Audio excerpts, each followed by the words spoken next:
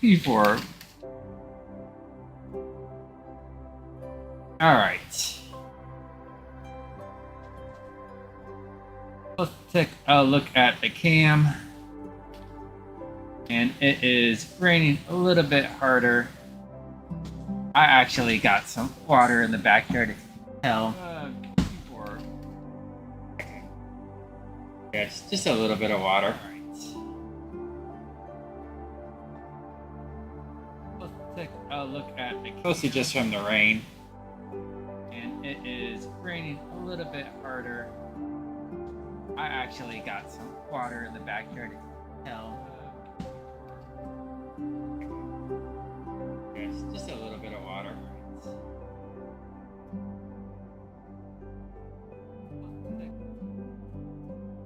I think I was getting an echo. I don't want that. Was I? I actually. Yeah, I was getting it. Alright.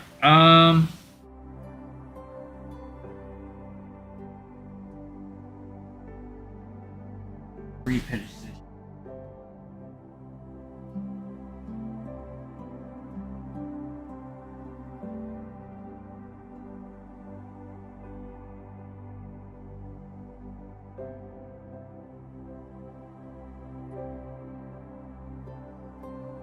Maybe I can see my banana tree over there. Oh yeah, that looks good. Alright.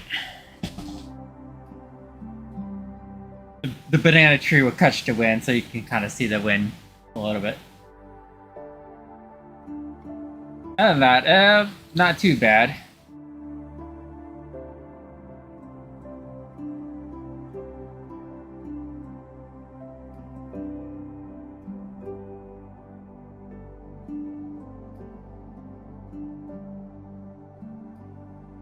Let me turn the light on my room.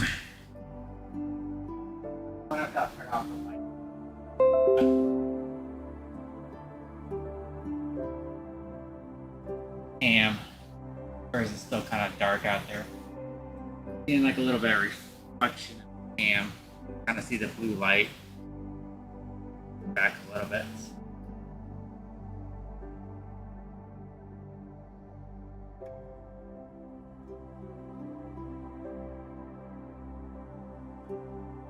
Maybe, but I kind of see myself in the reflection. Okay, I take it back. I'm gonna turn off my light.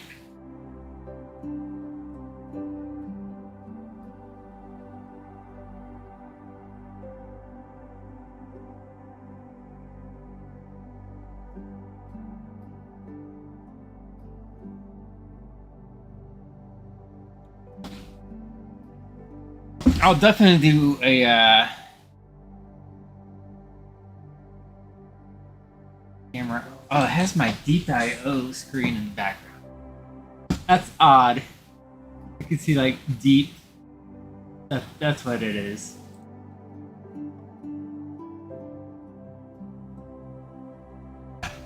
Picking off this monitor. Any type of light kind of reflected through the window.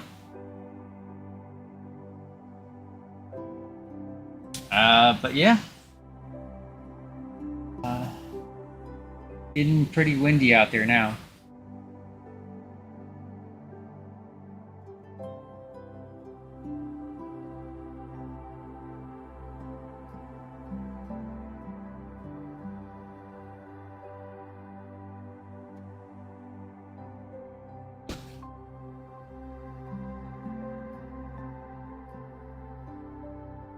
The deep stream is back on. The power went off, so I had to turn it back on.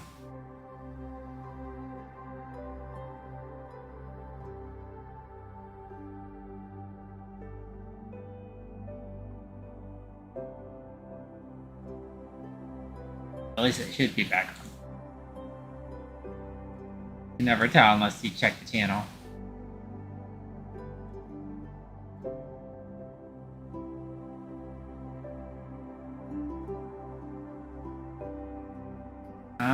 Yeah, the deep stream is back on.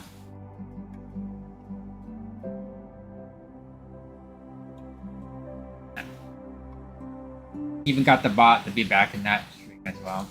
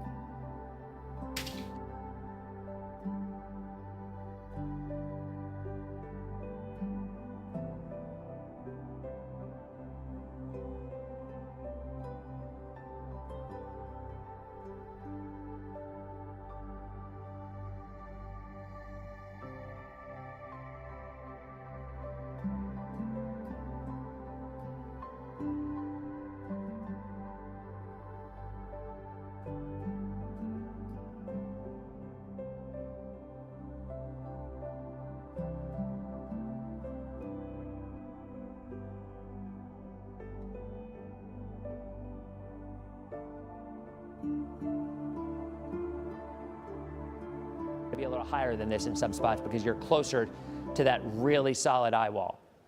Winds. I'm gonna watch some 60 gusts to 65 to 80. I think Pasco a little closer to the coast, maybe a bit more. some news real fast to catch up, see what's going on. 65 to 80. Pinellas County, southern Pinellas, St. Pete, Let me move this over southward. here. We'll probably have 100 to 105 mile an hour wind gusts. Not sustained, but gusts. Central Pinellas County. All right, so I live in Tampa. Sound, Safety Harbor, Potential rain, Largo. 5.5 inches. 75 Okay. to 90 gusts. Similar to what many folks had with Irma and what some folks had with Helene. Northern Pinellas, 65 to 75, maybe gusts to 85 at times. In the evening, into the early morning hours, I think by mid-overnight hours, like 2, 3 a.m., a lot of this wind will begin to be pushing inland as well by then. Hillsborough County, northern Hillsborough County, again, same setup. 70 to 85 mile an hour winds. Gusts, not sustained. I don't think Yeah, in Hillsborough County as well. of areas in our region outside of that 10-mile area that are going to have significantly high sustained winds. It'll be small, but it will be potent. And that could very well go very close to downtown Tampa, by the way. It absolutely could. Southern Hillsborough County, you're going to get more wind. You're going to have 90 to 100, maybe gusts to 110. I think that's going to be very, very close to where that eye goes over. Polk County, 55 to 65. Gusts a little bit higher, gusts to 75, certainly hurricane force, but the storm will be weakening by then. Southern counties, Manatee and Sarasota, where the surge will be the highest, you're going to have a surge of 8 to 12 feet, especially in northern Manatee. But honestly, it's going to push a lot of water. I think that 8 to 12 could easily go all the way down through Sarasota County as well. Your winds will be 85 to nearly 100, especially in Manatee, a little lower in Sarasota. So looks like Sarasota will miss the bulk of the extreme winds. You're still going to get wind, but unfortunately the surge is going to be your biggest issue. Hardy and DeSoto, Hardy more so than DeSoto. Hardy will be closer to the center. You're probably talking 70 to 80. Lower rainfall totals. As I was saying earlier, I guarantee you tonight, when this storm goes through, if you live in DeSoto County, or especially even Hardy County, you go outside, you're going to see stars out, and you're still going to have 60 mile an hour winds. It's going to be a crazy thing because this storm is literally cut in half. Highlands, about the same on the low end, 55 to 65. Sarasota and Bradenton are getting a lot of wind. In the evening, these are some. So I'm getting like 66 miles per hour wind gusts. All right. Was my experience, and as up to date as it gets. These models run every At few hours. 8:30, But at you know, 12. the numbers are about what we're saying, 55 to 70 in that ballpark. But that small area that you're not going to see on these maps, where the eye actually crosses, where you're going to have, it's like a little buzzsaw, a little 4 or 5 mile buzzsaw. I mean, I liken it to a 5 mile wide tornado. Okay, where's that buzzsaw going? You're going to have most of the extreme. Why aren't you showing the buzzsaw? Comes on through. So these are the updated storm totals. Jason just updated this, yes? Yes. All right, here you go. These are the new storm surge totals from the Hurricane Center as the 5 o'clock advisory. And these are ones 6 to that 9. I hang my hat on. Okay. You know, for the last 2 days, we've been saying I just think that 10 to 15 for the Bay is just way too high. I will tell you, I think the Northern Bay is going to be on the low end, closer to maybe lower than 6, to be honest. The southern part of the Bay, that's going to be closer to that 7 to 8, similar to what you had with Helene, and maybe even a bit higher. But you will not see that 10 to 15. So if there's anything positive out of this change in the forecast, Yeah, well, that didn't really bother me anyways. take that off the table. I'm pretty far away from the Talked coast. wind, we've talked rain.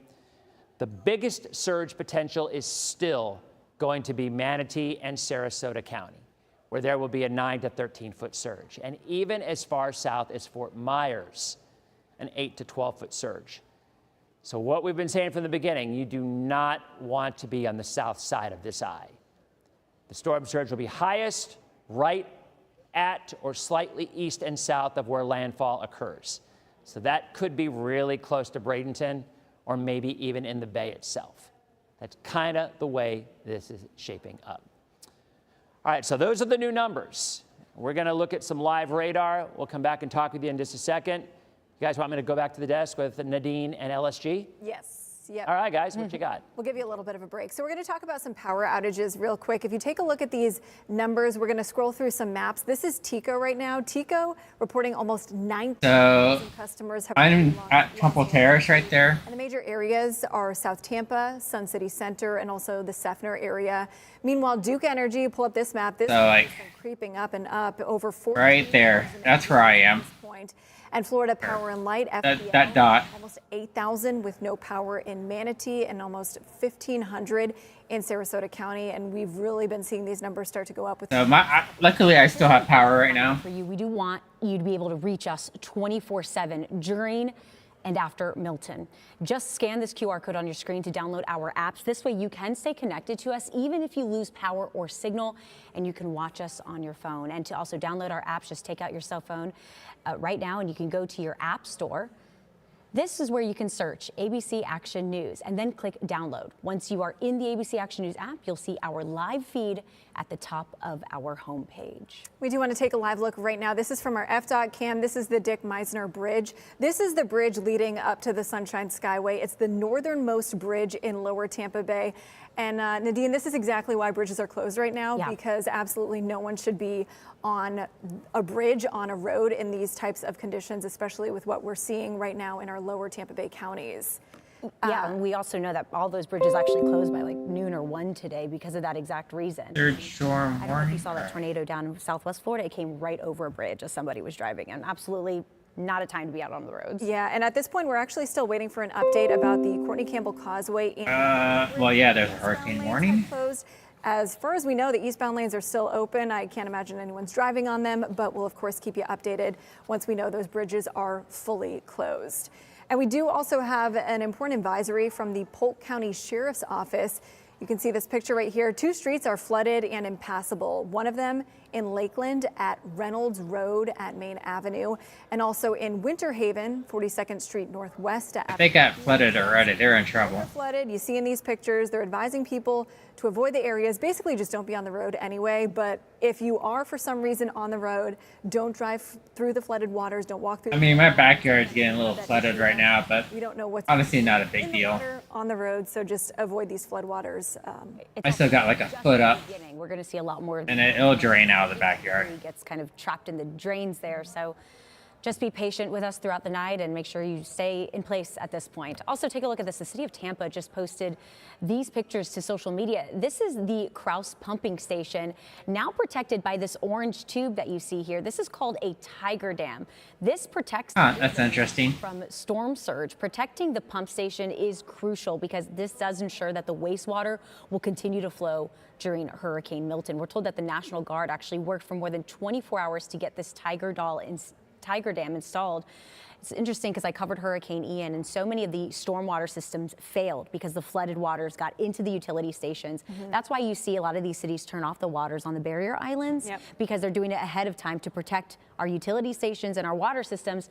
Because after Ian, I didn't have water for 9 days. That's no bathing, no flushing the toilets, no eating or drinking. It was miserable. You don't need to read their chat. Flood protections in place, and we saw it after Helene outside of TGH. Do you remember that video? Yes. It's just crucial for the storm surge. Yeah, so outside of TGH, they had that wall that worked really well. It's incredible technology.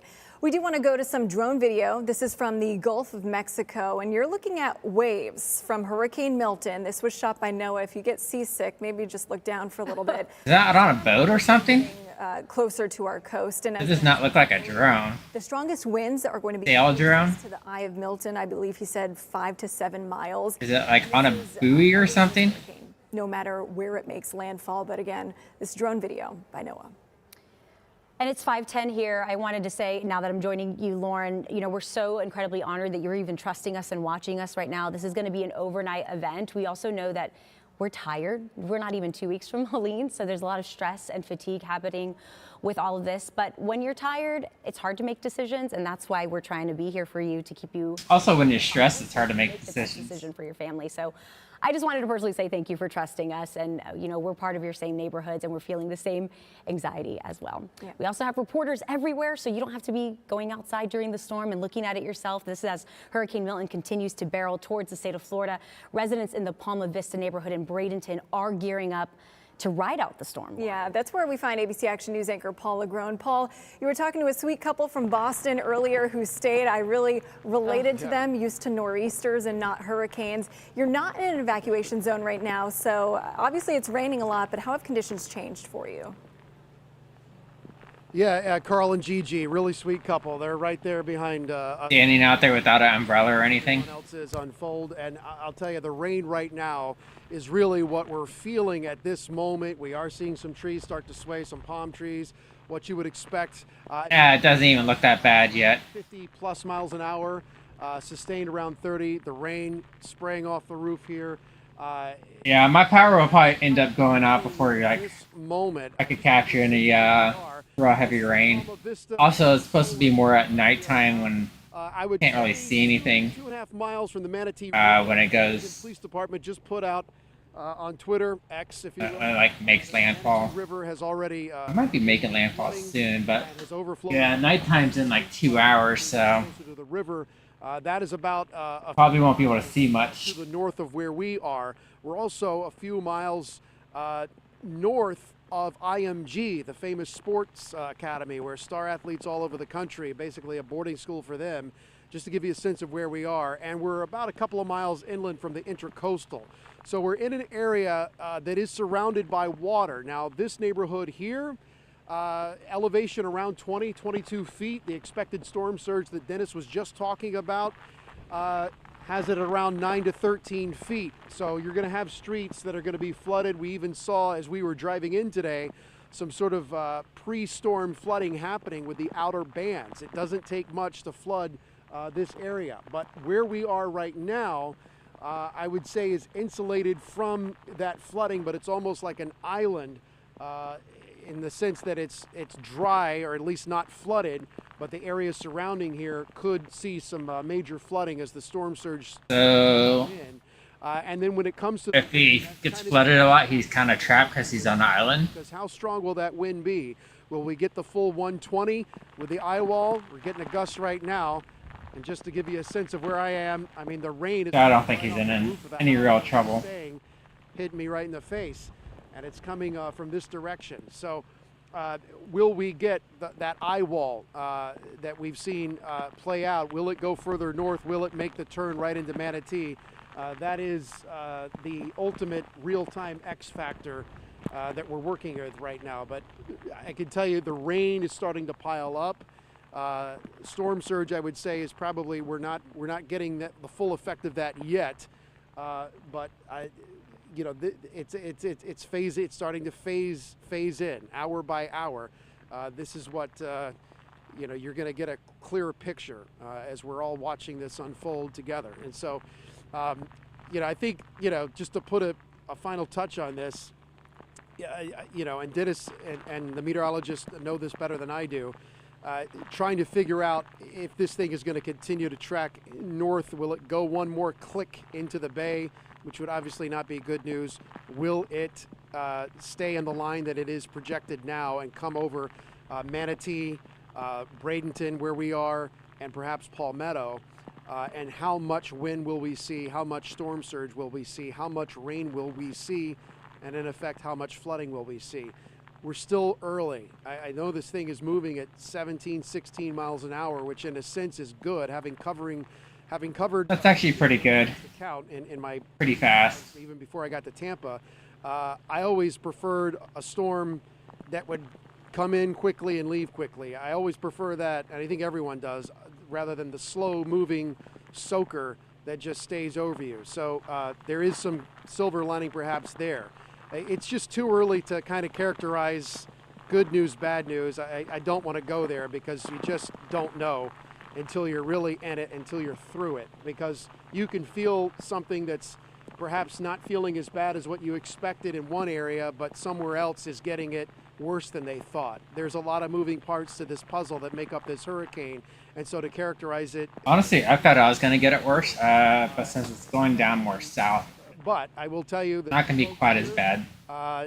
And it wasn't just Gigi and Carl that decided to stay, and they did not board up their home, and they felt comfortable staying here. Other folks did board up their home. I think it's better to overestimate than underestimate it, though. Here and are going to ride it out come what may. So that's the very latest here in Bradenton, in Manatee County, where, like you, in Tampa Bay and parts beyond, we're just sort of watching, waiting, and feeling the effects of Hurricane Milton and wondering, you know, what are we going to see and when are we going to see it? Back to you guys. Definitely a lot of emotions, not knowing exactly where this is going to go, and either north or here or south. Either way, our neighbors are going to be impacted, and so many of our neighbors were hurt after Helene. And it's tough because if it doesn't go one place, it goes the other place. Yeah, and our hearts, it's all in our viewing area. It's all of our neighbors, literally, people that we report with and talk to every day. So, of course, we're going to be here with you, and we have our teams out all over the area. Our team coverage for Hurricane Milton does continue in Pinellas County now. Again, we were just talking about this. It got so hard hit by Hurricane Helene. We still got a ton of storm debris lining the streets there. Yeah, ABC Action News reporter Eric Waxler is live for us in downtown St. Pete tonight. Eric, you're a little bit elevated. Conditions definitely got worse in St. Pete since we last talked with you. What is it like there now?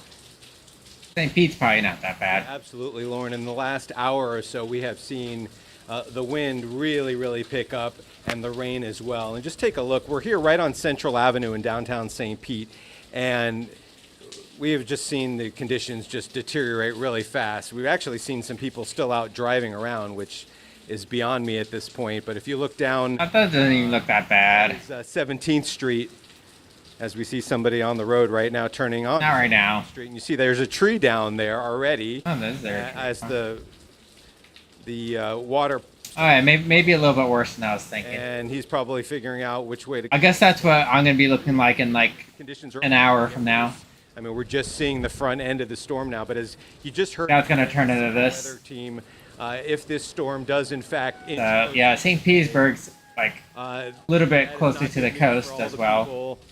Here in St. Petersburg, that just dealt with all the storm surge from Hurricane Helene. So like whatever they get hit, likely I'm going to get hit next in about an hour. Northeast St. Petersburg, that just can't take any more water, and all of St. Petersburg. So they'll probably get hit a little bit harder than me. Storm surge. We see some people trying to enjoy themselves. These are brand new, relatively new apartment buildings here, and we've been keeping an eye. They do look brand new, I'll give them that. Things on the Oh, we got a hurricane party? decoration up there, and yeah, they know they're on TV. We've been. Oh yeah, there's a hurricane party if I ever saw one. And I guess we know when Jack Skellington flies away that things have really gotten bad. But on a more serious, Definitely a hurricane party. Yeah, that's Florida.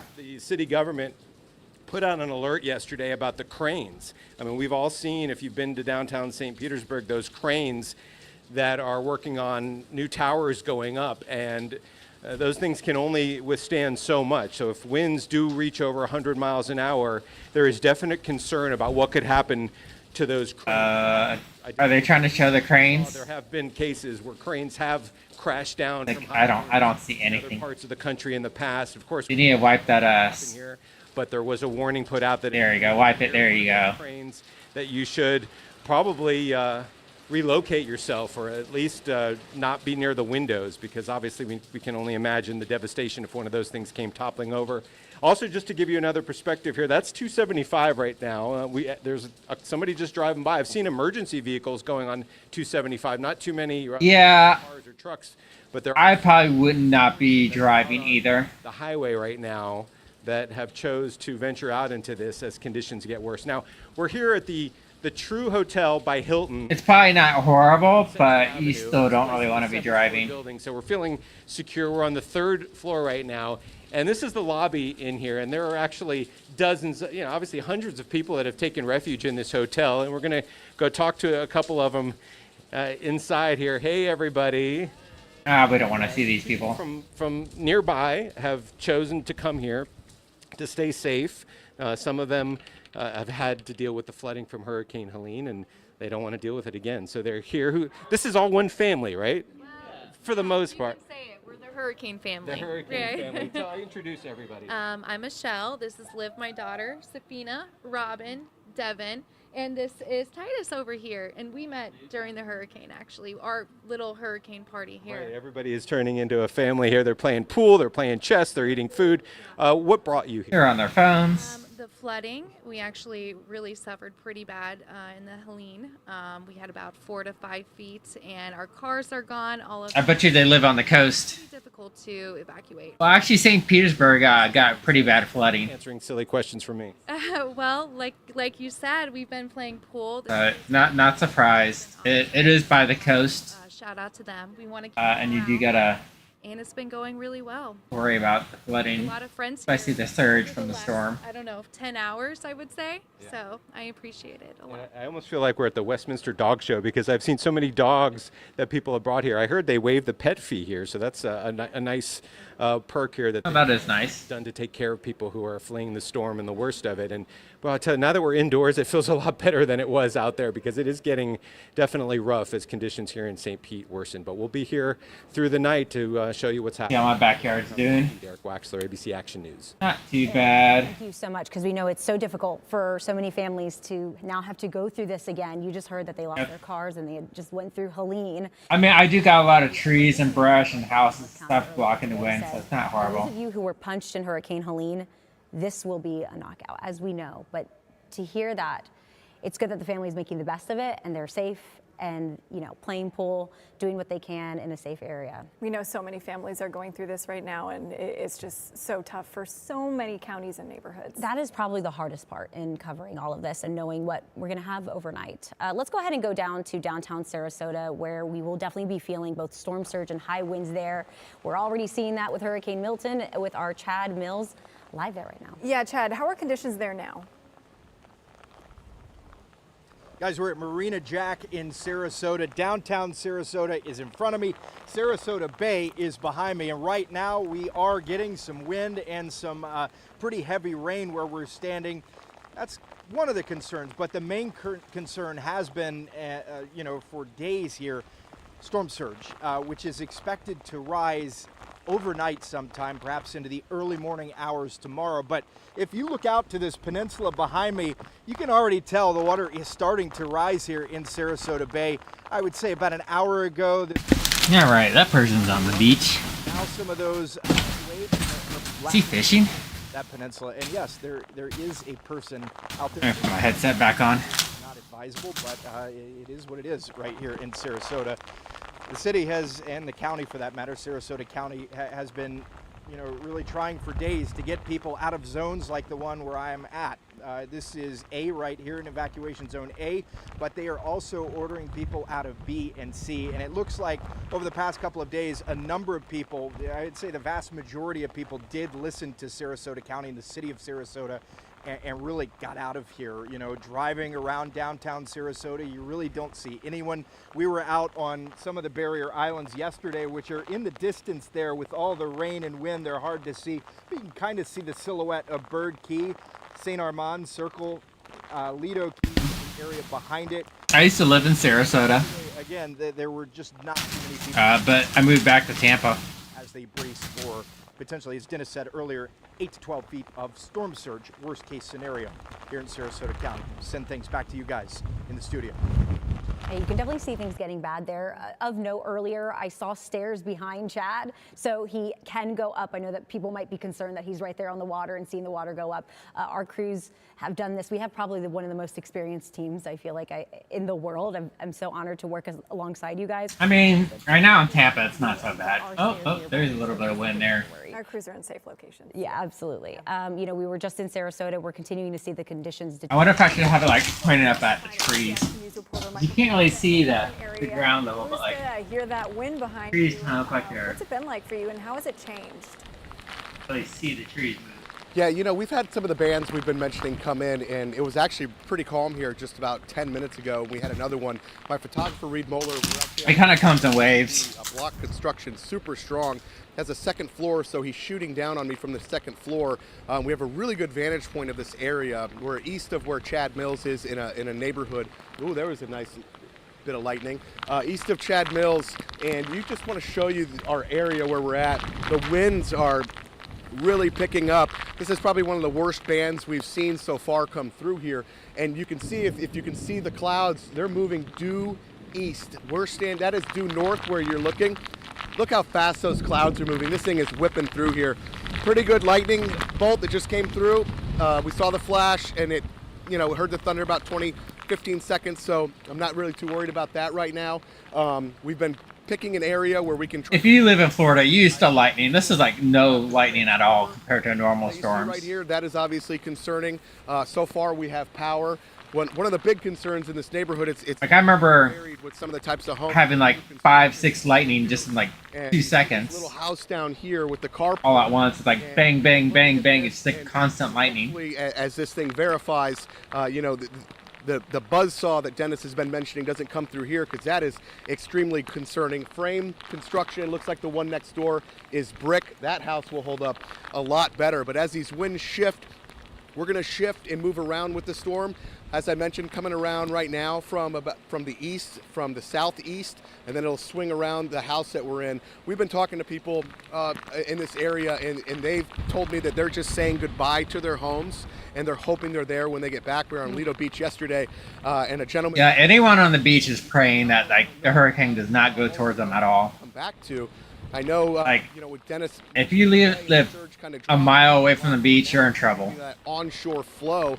And so with the extreme case now, the surge, as you just saw, 9 to 13 feet, that is unreal. So we're hoping that people have evacuated this area. We already saw what Helene can do, and we're expecting any moment for the Weather Service to potentially push out an extreme wind warning for our area. As you know, the storm's coming in a lot earlier, a lot sooner. We were prepared for maybe a 2 a.m. landfall. Now it's maybe around 10 or 9. Or really 10 or 9? Out. I think where we are in our block home, we're not in an evacuation zone that's been called. It's moving a lot faster than I thought it would. We've had some localized street flooding. It said it was going to be at 2 in the morning last time I checked. We walked around, cruised the neighborhood.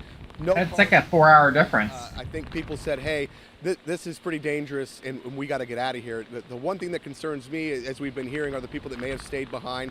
Once it gets to 45 miles per hour, first responders won't be able to come out and get you. And you're going to be calling 911, and you're going to be in your home.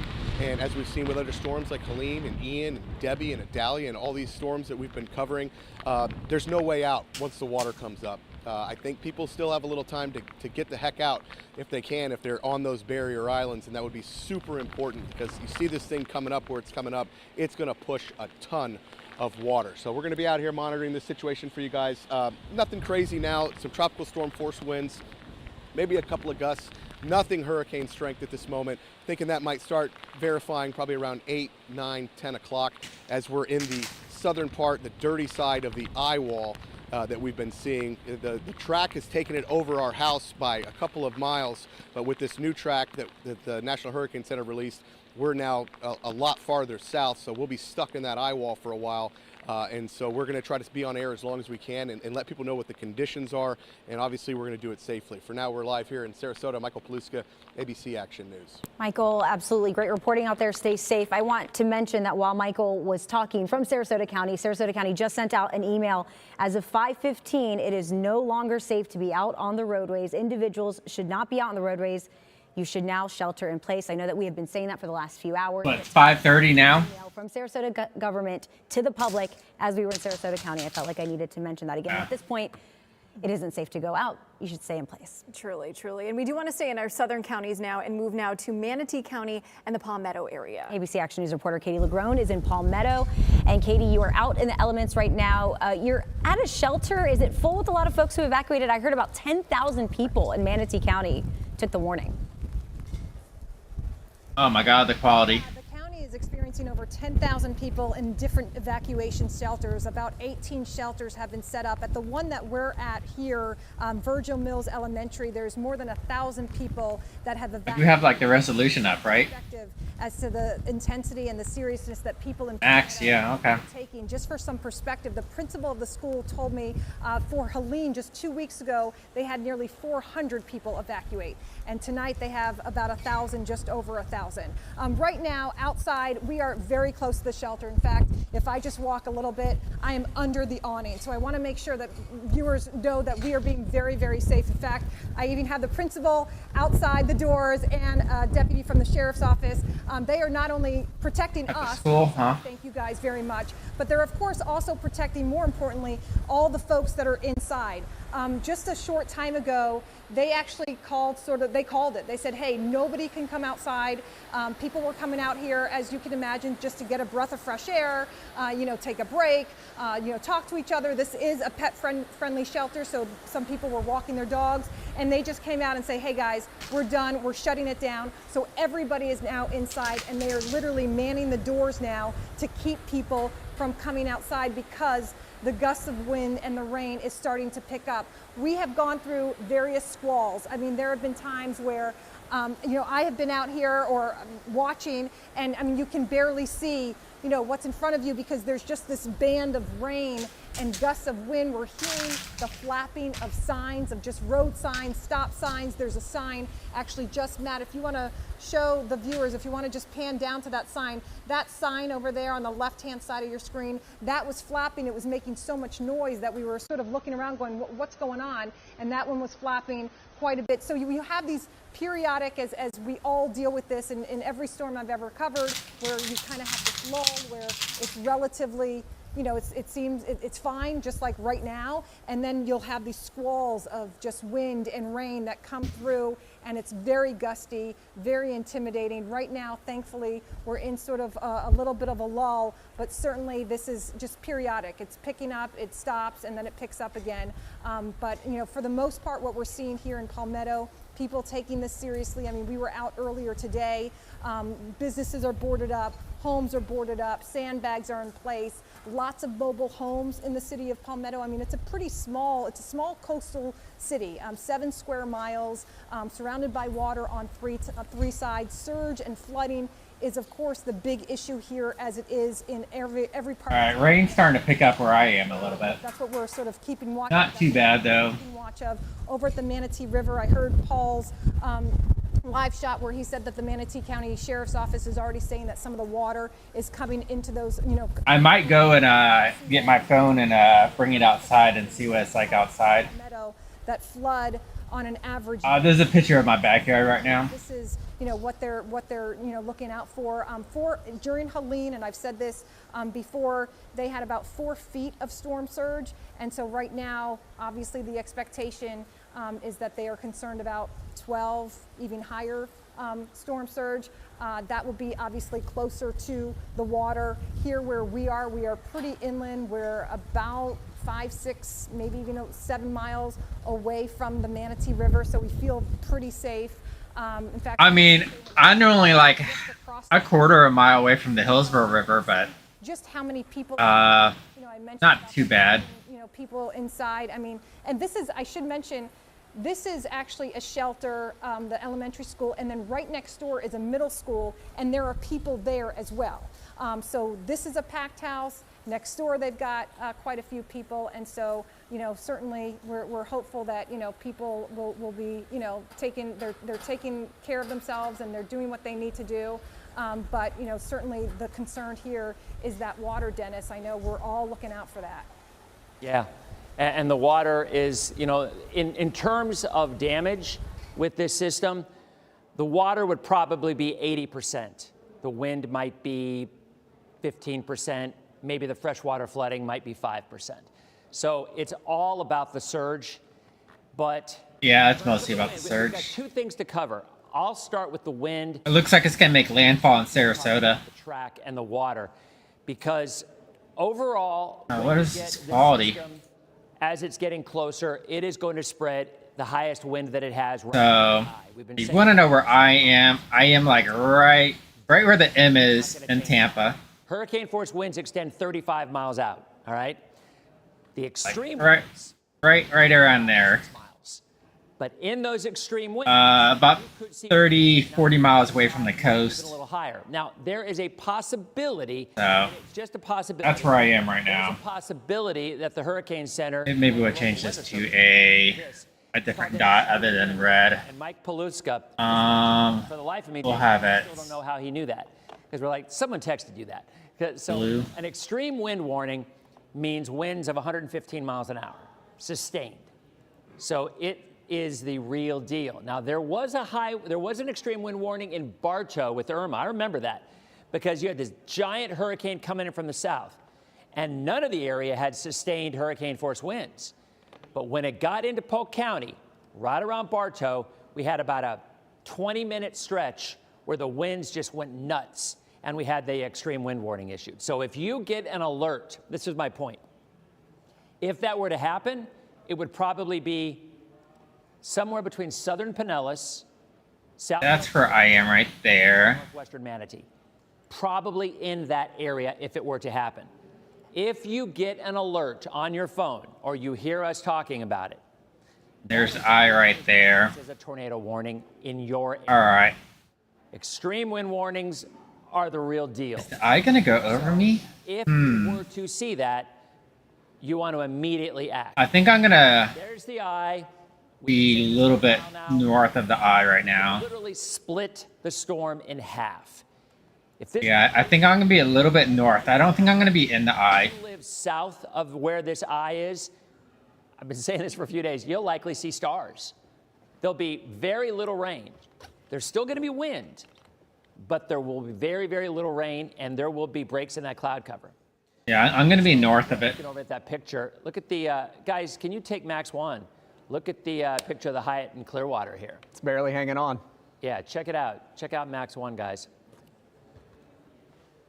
There you go. I mean, that's right Pier now. that's 60's down Clearwater. there. Just hard to see. Yeah.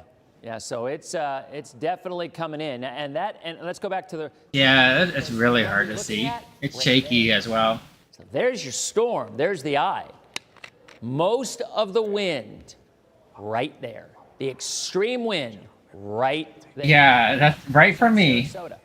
But what's really noteworthy about this storm is all of the squally weather is at or north of the center.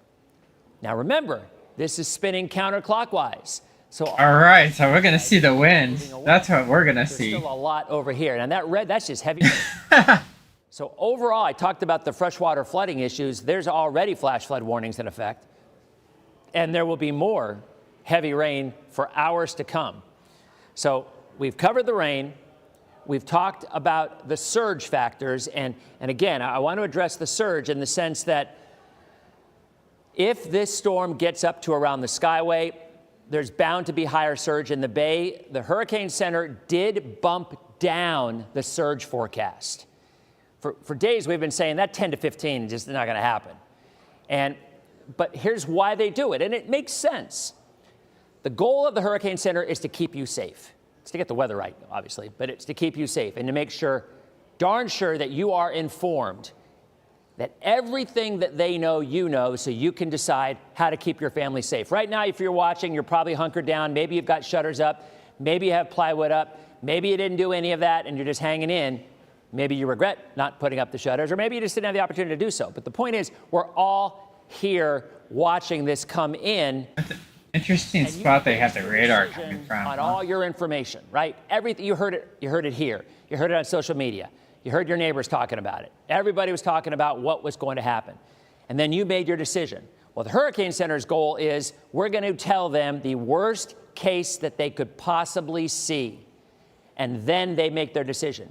Because even if it isn't that bad, we would much Get some pretty good wind gusts at my prepare place. for the worst and it doesn't happen than to underprepare. Oh, yeah, right there. And you get hit blindsided. So that is why you saw those numbers of 10 to 15 feet the last few days. When you heard Greg and you heard me and Jason and Shay saying, yeah, we're going to share what the Hurricane Center went with, but we really don't think they're going to see those high of numbers. Now they've come down to 6 to 9 feet. That is a very reasonable forecast. And Greg and I were talking, some of the models are hinting that the highest surge in the bay will be on the south side of the bay, as opposed to the north side. So that's something else we'll have to watch closely. But overall, when you look at these storms, it's humbling in this sense that, you know, we have this technology, we have this experience, we feel like we're pretty good at what we do in forecasting the weather the best that we can. And yet, when a storm gets this close, we're no different than you. Is that a tornado right there? Looks like it went a little right. Hey, look, it looks a little left. It's called nowcasting. In other words, it's looking out the window. And that's what I always say. You throw the models. I like looking at his radar and like, what is this little Well, Jason just noticed something. We were talking about swirly thing right there? it looks like there's another wobble. Now, I don't want to be a What dog is chasing that? my tail. Is that Does that indicate a tornado or water spout Oh, look, or something? I'll never forget. I was watching a national weather guy as a storm was coming into Houston years ago. I guess there's Oh, look, multiple there's a tornadoes. turn. It was a little wobble. And it wasn't a turn, and it went right back again the next 15, 20 minutes. So we don't Okay, want so to we misinform see this you with a wobble right there. that is not a trend. It's just a short-term thing. But Jason, it's certainly something that we noted. And the reason it's important is because 10 miles, and we're talking about a storm that's 1,000 miles away, and it boils down to Let's look outside again. a mile wobble. This is what it looks like outside my house, And I talked about in my backyard. Looking at my neighbor's house. It's the only window that's close enough for my computer to use my webcam. knows about I do plan on in terms of going outside a little bit with my phone. that I'll be underneath my, fall in Sarasota would be $100 billion. I'll be in the Cat porch 4 staying at a Cat 4. area, so I'll be He said fine, landfall but in the bay at a Cat 4 that way you can see. The only I do plan on doing that. Maybe a little house tour more than Ian. as I look outside more windows to get So different when we views. talk about a 10-mile difference, that 10 miles is going into the bay and bringing that water up in the bay as opposed to But right now, not so bad. might have A little bit of wind. impact. Honestly, the faster this goes by, the better. Before I toss it over to Jason. Rip it like a Band-Aid. Very significant that the Hurricane Center dropped that 10 to 15 foot prediction down to 6 to 9. I know it's still a scary sound, and it is. Go through, get it over with. If it stays A lot of property. too long or if the winds are too spread out, I can see massive power outages. And if there's massive power outages, that's the worst, in my preference. And it's wobbling too. Jason, what do you got on that? Yeah, so still watching the wobbles, of course. Every left or right movement, like you said, is going to make people think one thing or another. The general movement is still to the northeast with wobbles to the left and right. So getting a little bit closer to the So yeah, it is moving At northeast. this point, here's what it looks like in downtown Tampa. Let me look at my radar. I want to point out something very important from the National Hurricane Center, what they had said All right, about so the eye wall. that's where I am right now. Move through St. Pete, Tampa, and Hillsborough County and Polk County. Because of this transitioning Don't know. tropical cyclone. Bunch of weather nerd stuff. I won't spend time. I might get the eye. Situation that we're in. If I get the eye, I might try to go outside and fly my drone for a second if I have like zero wind. Into an extra tropical cyclone. What that means for me, When I say fly my drone, on the northern side, we've talked I mean just like prolific rain rates that going outside. system as we go through the And here's my house here right now. also is going to increase the winds with So- the northern eye wall itself. So while Wow. the winds may be coming down, we're still My neighborhood and stuff. So some people have their houses boarded up, some people don't. I would say about 25% of people do. very, very dangerous winds here as we So I might like waiting to see, like Dennis said, get we're up gonna get a high, try to get a nice little view weather service a few minutes ago while of the hurricane. I don't know if I should or not. I probably am not going to, like 90% sure, but like Ian I might go out there for a minute, fly like 100 feet, get one in the like Manatee a little bit above the tree line, and then come right back in because I don't want to lose my drone. here. So like we Like talked less than a about minute, but we'll see. moving to the north-northeast. We see a little left shift, a little right shift now, perhaps a little bit more of a right wobble at this point, but the open I hit my house. doesn't matter. The forecast stays the same. Pinellas, Hillsborough, Manatee, Sarasota counties. This is the potential landfall projection here over the next 3-hour period. And then Yeah. we'll start to see that northern band moving Yeah. to St. Pete. My house is right here. I do have St. Pete Clearwater International Airport into the west through downtown Tampa, shield, west hurricane shields on, floor space. which isn't like these people have plywood. Maybe over the Brandon vicinity as well, where we could be seeing some very strong winds. Turn his with mic the off so we northern don't- So some people have plywood on. My house, at least the first story, right there, and that's where I'm currently living. I'm surrounded by trees, by the way, which is not greatest. Yeah, that's where I have hurricane shields on. Two ones over the last hour. The first one's going to be here in Sarasota County. This is also where the outer eye wall is beginning to move on shore. So until 7:45, we have the flash flood warning here for those of you Sarasota and also northern Sarasota County and western Manatee. So Sarasota's right down there. It's just about to make landfall at Sarasota. Until 7:45. Greg tweeted and posted out to our Right there. half hour ago, so ago. Probably not going to get the eye though. Is that what It I'm looks like it's going more east. has already fallen the heaviest. Not enough north to hit me. But I'll probably get all the winds and stuff because I'll be north of the storm where all the extreme rainfall rates to go, and this bands, the high wind is at. the potential catastrophe for us is the 12 to 18 inches of rainfall that falls here from Pasco and Pinellas County east through Hillsborough and getting into Sumter Lake, Hernando County. You're included in this as well. So if you're not getting the extreme winds with the eye to the south, we are getting, unfortunately, the extreme rain along into the north of this path, and we could see rainfall totals a foot to a foot and a half. Right now, not that bad. The system up.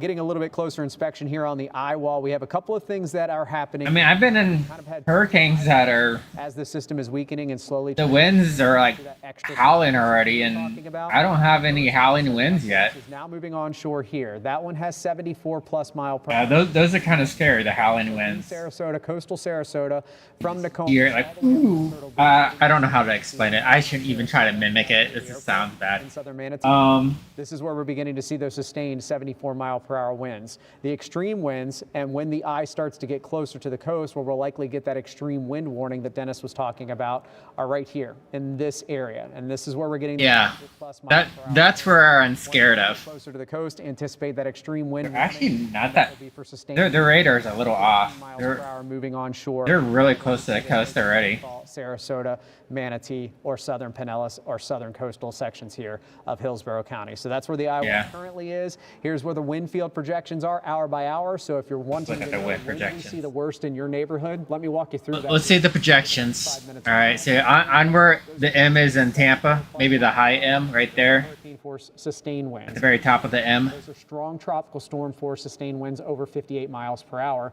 And in yellow, we've been here for hours now. Those are sustained winds that are 40 or gusts. All right, show me the We projections. go from 6 o'clock to 7. All right. The hurricane force sustained winds. All right, so Possibly at or above 100 miles per hour. I'm looking at like 60 miles per hour right now. We're talking about Tierra, 60, St. Pete Beach, 70. Casa Grill, down toward Fort DeSoto, and then into Manatee County, including Bradenton, Anna Maria Island, Palmetto, down to the southern. I'm guessing this is where the eye is, the red. Also over towards Parrish. We've got it for Maybe. Lakewood Ranch. I don't know. Sarasota, Siesta Key, Turtle Beach, Venice, Osprey, just to the north of Nokomis. Maybe seeing a little bit more in the way of those stronger winds, depending on how close the eye gets to you all. 7:30 is when we're going to start getting the worst of the winds and those widespread power outages, unfortunately, beginning to happen. Remember, if you For Sarasota, yeah. mobile phone is charged right now, download our ABC Action News app. You can continue. That reminds me, where's my phone? Make sure it's nice and charged. Here's what it looks like as we go on through Phone. Hurricane sustained winds with gusts nearing 100 or passing it are now in a very small area around the eye, but we're looking at that chance now moving into South Tampa, getting into All right, my phone's at 95% battery. I'm fine. Lower Pinellas County from St. Pete north. All right, so there's, And getting into Largo. This is where what is that? At 9 o'clock Wednesday? That also moves into Waimama, Sun City Center over toward Apollo Beach, getting up to the Riverview Gibson area. And notice the orange colors with those strong tropical storm force winds are now all the way up through Hernando County. The problem is, at 9 o'clock, it's going to be dark. I won't be able to see a thing. Sustained winds through Even if I do have my Fast forward to 11 cam o'clock up. tonight. Those sustained winds are now. Oh, there we go. At 11 o'clock. That's when I have to worry about it stuff. Is at 11 o'clock. Western Hardy and getting into most of Manatee and North. Yeah, there's no chance I'm flying my drone at night. No. The worst for you all. Fast forward to 1 o'clock. It would have been cool though. Getting into Polk County, almost Even if I could only do it for half a second. chance as we go from midnight to 3 a.m., 4 a.m. to get those sustained winds at 74 miles per hour. And like Dennis said, by this point, weakening as it's moving inland, but still getting gusts. All right, and so by 1, it's starting to come out. And then by 3 o'clock, the system's down to a Category 1 hurricane, continuing to move over to the Space Coast, possibly moving offshore in and around Cape Canaveral. We start to see the winds getting back below tropical. All right, so yeah, well, I'm gonna have probably high winds for like 4 And hours, then we're finishing up 4 or 5 hours, and system then at that point, and hopefully about it. That around like 8, 9. the strongest storm to hit our area in over 100 years. The scenes aren't probably going to be pretty at all whatsoever. So here's what the rain looks like on the radar, and very important here with Futurecast, and I want to show you this too. Again, Talked about slowly transitioning. I'm probably the tropical thing we talked about. What happens is on the northern side, that northern eye wall, like right here. we still continue to see very, very strong winds out of it. That's through St. Pete, Tampa, over to Zephyr Hills, getting into sections of Monona. Yeah. There's 8 o'clock. Notice that northern eye. What's that purple right on me? Very, very strong. All right. We're going to be moving in Uh, as we go through 7, 8, 9, 10 o'clock here in Tampa, St. Pete, Brandon, Thonona, Okay. Clearwater, up to Palm Harbor, and getting into So 10 o'clock. That's 9, 10, and 11 is going to be hell. The 12. Okay. 9, 10, 11, and 12. All right. That's when I have to worry. Gusty winds over tropical storm forces. That's when wrapping the system I have to watch out for the trees falling on the Atlantic house. sunshine returns tomorrow, and we get those temperatures back up to around 80 degrees. What the system will do behind it is bring in significantly lower humidity, also dropping temperatures. So at least for those of us that are unfortunately likely to lose power over the next few hours. And Yeah, I'll probably lose power in probably an hour or two from now. on the worst hit areas, we could potentially get at least slightly more tolerable air here in In fact, I already have a blip of my power got turned off for a second. Though I have a battery backup, so. 90, 95. But unfortunately, my internet does not, so I would still go off air even if. With this, as our restoration and cleanup works in the next. So, like, the moment the power goes out, my internet's gonna get cut. Obviously, as quickly as they can, but it looks like we'll get some lower temperatures behind this. As And then I'm probably just gonna turn off my computer and turn off everything and here right now, we're continuing to get the latest. go to sleep. Hurricane Center. I'll be honest. Let me go back to the radar just to make sure the Try to sleep. warning hasn't been issued. Haven't seen it issued yet. But as the eye is now beginning to approach the coast, I expect that to be Sarasota, Manatee, maybe Pinellas and Hillsborough County. This is where we would get those extreme wind warnings. Dennis, want to send it back over to you. What you got, bud? One thing I wanted to note that you're not showing on that radar. Look at the little spin right here. That little spin. So I don't know. Did you talk about waterspouts moving onshore? Oh, now he's talking about the spin. You know, that's one other thing to remember. Add it to the list, right? I mean, I hope, you know, you're hunkered down, you're locked into where you are, you're watching us on TV. By the way, I do want to mention this.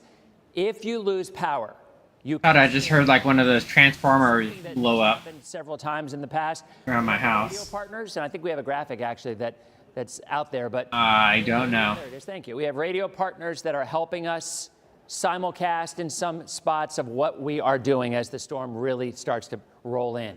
And there they are. And it's always challenging. I know Jason and Greg, we've talked about this sometimes in the past. You know, we're used to the TV mentality, and you're like, hey, look at this over here. But people who are listening on the radio can't hear that. So we try to tailor our presentation so folks who are listening on the radio can also understand what's happening. And if you lose power, you have the ability to listen to these radio stations, or you can download our app. And downloading our app is, in my opinion, a great way to do this because, look, if you've lost power, and by the way, you should be charging your phone right now. Let's go back to me. Yeah, my phone's fully charged. My battery backups are fully charged. Keep it charged. I got a lot of things that are fully charged. That's a win right there. Obviously, because if you lose power, that's your lifeline. I do want to charge my flashlight, though, now I think about it. Watch us. It's like a little mini So all you do flashlight I can is plug go in. either on the App Store I got other and flashlights. search ABC Action. I might as well charge that one as well. Download the app, and you'll Fully be able charged. to watch It's already the so coverage. much. And trust me on this, at night, if you've lost power and the winds are howling outside and you hear trees, branches falling and things rustling around, you're going to want to know what's going on. So that's the way you can follow us. You download our app, and at that point, you'll be able to follow us even if your power has gone out. But I repeat, I posted a list of all the things you should do in advance. That's one you can still do, because you're probably scrolling right now, or you're probably looking and trying to get information. Have your phone plugged in, because there's going to be some widespread power outages. And as Jason said, if we get that extreme wind warning that comes through southern Pinellas or Hillsborough and in northwestern Manatee, I mean, that's an area that you are bound to get some significant power outages. So there were a lot of tornadoes on the East Coast. Still are tornado warnings out. Yeah, there's a lot of tornadoes. A lot of lightning over there, too, huh? 9 o'clock. So the eye crosses at about 9. But there's your center. If you were watching DPL the last few days and we showed you the models were very solid on predicting how this storm would look, because there's your eye, kind of ragged. There's the center. All of the weather is north in terms of the rain. And Greg and I were just talking. I mean, the biggest in fact, he was saying, Dennis, it might be harder for you to get home. I live in Palm Harbor. It might be harder for you to get home. We were worried about having to bypass trees, because it might be harder for you to get home because of the flooding. And we're not talking surge, because they'll have an offshore flow in northern Pinellas and probably central Pinellas. What's the flooding here? We're talking rain, Not horrible. fresh flooding. So there's your eye. There's the right side, areas of Sarasota. I mean, how close would you say this edge of this eye is to coastal Sarasota? It's basically there. It's like almost there. Now it's moving, this way right here. But boy, I mean, I'll tell you, there's probably some pretty solid wind going on right there from Port Charlotte up to Sarasota, and not just the flood warning. And then the heaviest rain, the squalliest weather is on the northern eye wall. And that's what's going to go on. So tell you what, let's go on back to the anchors. We're going to continue to watch this closely. And the minute we get any kind of extreme wind warning or anything of the sort, we'll come back and let you know. And again, Dennis, charge your phones. While you do that, just looking at some of the wind gusts, 69 miles per hour in St. Pete, 59 miles per hour at Sarasota Bradenton International, 61 at Albert Whitted in downtown, 58 in Venice. So just now beginning to see those stronger tropical storm force winds. There have been some changes also to the tornado watch.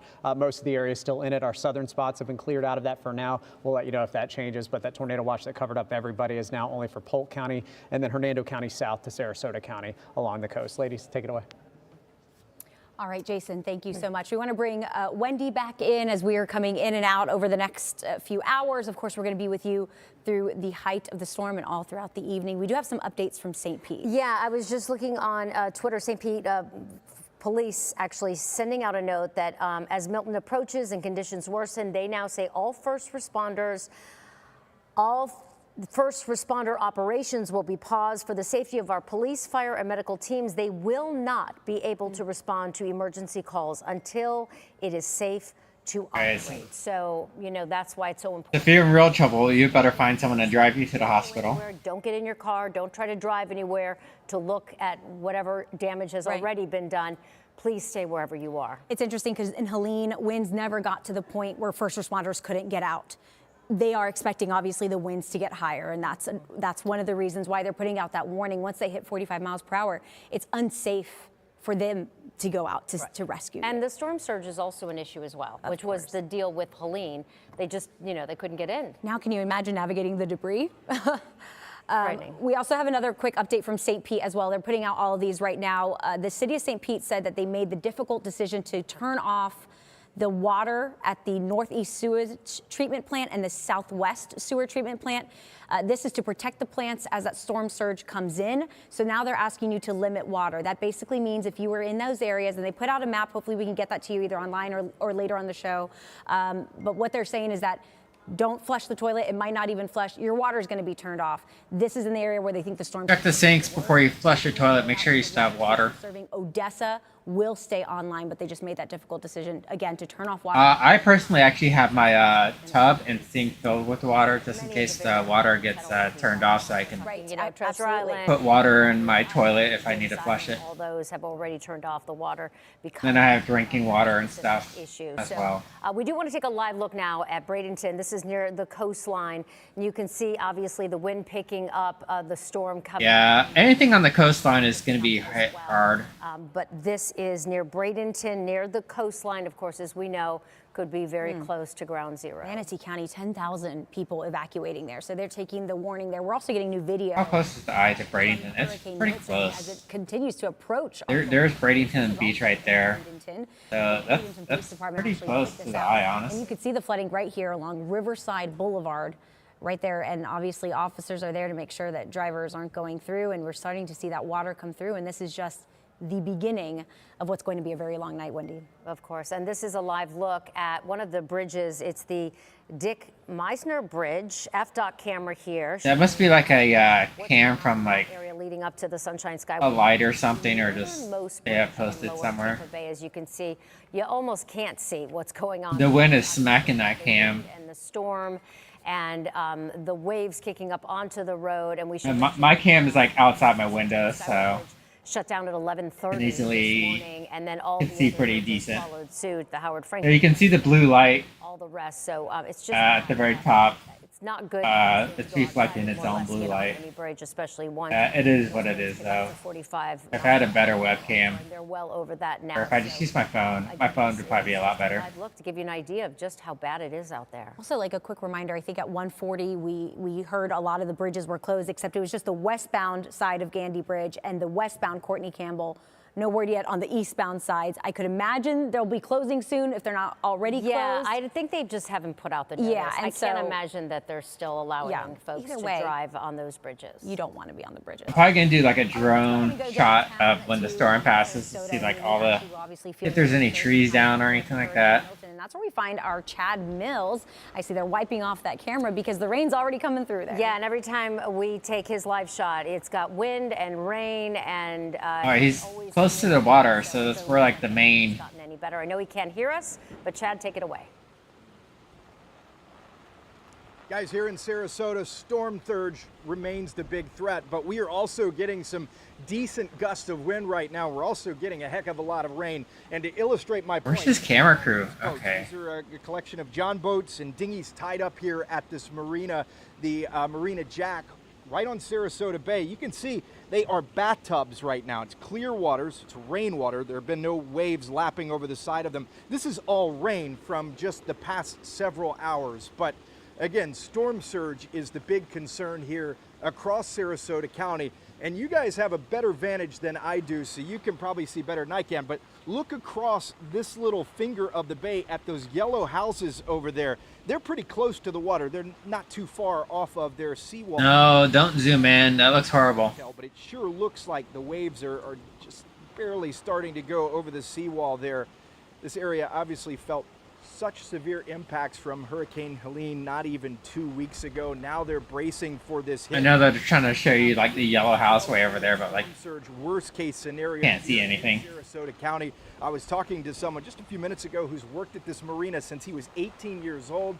He said the water is already high and he can only imagine what 8 to 12 feet of storm surge would do to this marina. You know, these docks are pretty solid. I'm standing on a concrete dock and it floats, so it goes up the pillar that it's attached to. But if we were to get 10 to 12 feet of storm surge here, it would probably dislodge from the pillars that it's attached to. So that is the fear here in Sarasota. And you look over there, that's downtown Sarasota, to give you some perspective about where we are. Downtown, yeah. Through a little while ago, kind of like a ghost town there in downtown. I see some people on the boat over there. No, that's just in the something big else. high-rise hotels who evacuated from the barrier islands like Bird Key, St. Armand Circle, Lido Key, Siesta Key, but this is some fancy boats, though. The evacuation orders that Sarasota County put out. Those are like at least $500,000 boats right there, if not more. 2 hours or so, just in terms of wind and rain. You see those boats that are lined up here in the marina, they are starting to wobble back and forth a little bit. You might be able to see some of the palm fronds in the background behind them. They are being pushed by the wind as well. But again, the big threat here is storm surge. According to the city of Sarasota, the worst of the storm surge will come in overnight, even after Milton makes landfall. So it could give people some false sense of security once the storm passes. They may not see those huge numbers yet, but could. I'm surprised. I thought it already made landfall in Sarasota. Maybe we're just getting like a delay. Yeah, like that eye looks like it's already. Still be a factor. Rain a factor, perhaps some pressure. It's already hitting Sarasota. Spots that are already like maybe they're not completely live right now. I don't know. By and large, that is expected to be the story here in Sarasota. Let me refresh the browser. Maybe I'm like behind. Just dropped bad by Helene, not even 2 weeks ago. Bad by Helene. No, I guess I'm good. There are still huge piles of debris, some taller than I am, some, twice as tall as I am. And you can only imagine when the Gulf of Mexico pushes across those barrier islands like Lido Key, where all of that debris will end up. I can only imagine it will take quite a while to clear all of that debris before people can get out to those islands and assess any damage. The important thing right now is to stay indoors. If you didn't evacuate for any reason. Yeah, to me, it looks like the eye right here urging people to stay inside. is already like on Sarasota. This area braces for the impact of Hurricane Milton. Send things back to you guys in the studio for now. If you notice again, Chad's photographer is up high, so they do have a safe place to get. Chad, be safe there in Sarasota. Actually, they just tweeted out not too long ago. Yeah, his camera guy's up high, but he's not. Sarasota as well, so we know. One slip and he falls in. The warnings, especially after Hurricane Helene. Yeah, I mean, I think once you've gone through a hurricane like Helene, I think a lot of folks who didn't evacuate said, I'm not doing this again. I'm not doing this again. I'm not sticking around. And it's good that they didn't, because I think, as we're seeing now, it's the wind and the storm surge that's going to be very dangerous with this storm. We were here together 13 days ago, not even 2 weeks ago for Helene. It's just, difficult to know what might be coming. But, we're still going to be here through you. We have our crews all over the Gulf Coast. Let's go ahead and go down now to the Palma Vista neighborhood in Bradenton, where they are gearing up to ride out the storm down there. Yeah, certainly could be near ground zero. Our own ABC. Oh, the wet guy again, huh? Joining us live out there. He just stands in the rain. Weather conditions are starting to deteriorate quickly. It looks like you could barely hear us, because I could see you put your hand on your ear trying to make sure that. I swear they do try to make it look more dramatic than it really is. Well, this is the time where your head is on a swivel, because yes, action news gusting at 60 mile an hour plus, and I'm paying extra close attention to the tree that's behind the house where we're reporting live from here in Bradenton, in this residential neighborhood that's sort of referred to around here as Palma Vista. We're about 3 It is a little windy there. Yeah, pretty windy. I'll give him credit that. From the intercoastal. Probably being shielded by something. South of the greater Tampa Bay area, that south end of the bay. And we're a couple of miles north of IMG. You may be familiar, but this residential neighborhood, people decided to stay here for the most part. We talked to some folks that live in that house. They're from Boston. They didn't board up. They're staying. A lot of people did board up their homes. And we're told a lot of people did decide to stay. Now, essentially, this area is kind of like, as the wind is really starting to gust here, kind of like I would describe it as almost. Yeah, the wind's pretty good there. Manatee River on the north end, the intercoastal on the west end. But this area here listed at around 22 feet of elevation. That storm surge at 9 to 13, potentially 9 to 13 feet, depending on that exact last minute. Wind here isn't that bad. So you could have streets, this essentially could be an island, hopefully, if it not right now, at least. Without the storm surge, of dryness around streets that are going to be likely flooded out. The trees behind me really starting to sing with the wind coming through. and it's coming, the wind, from the southeast direction, and it will eventually, as the hurricane rotates, switch and completely come from the opposite direction, from the northwest. Right now, the home that we're in, where we're set up, Starting to get dark out too. That's another thing. blocking some of that wind, but we've got power lines above ground power lines. There's a good one, that are waving in the wind right now, and it's right now we have power. Everyone here has power. You can see the lights are on, but it's a question of how much longer will that hold as the trees are swaying and the power lines are swaying as well.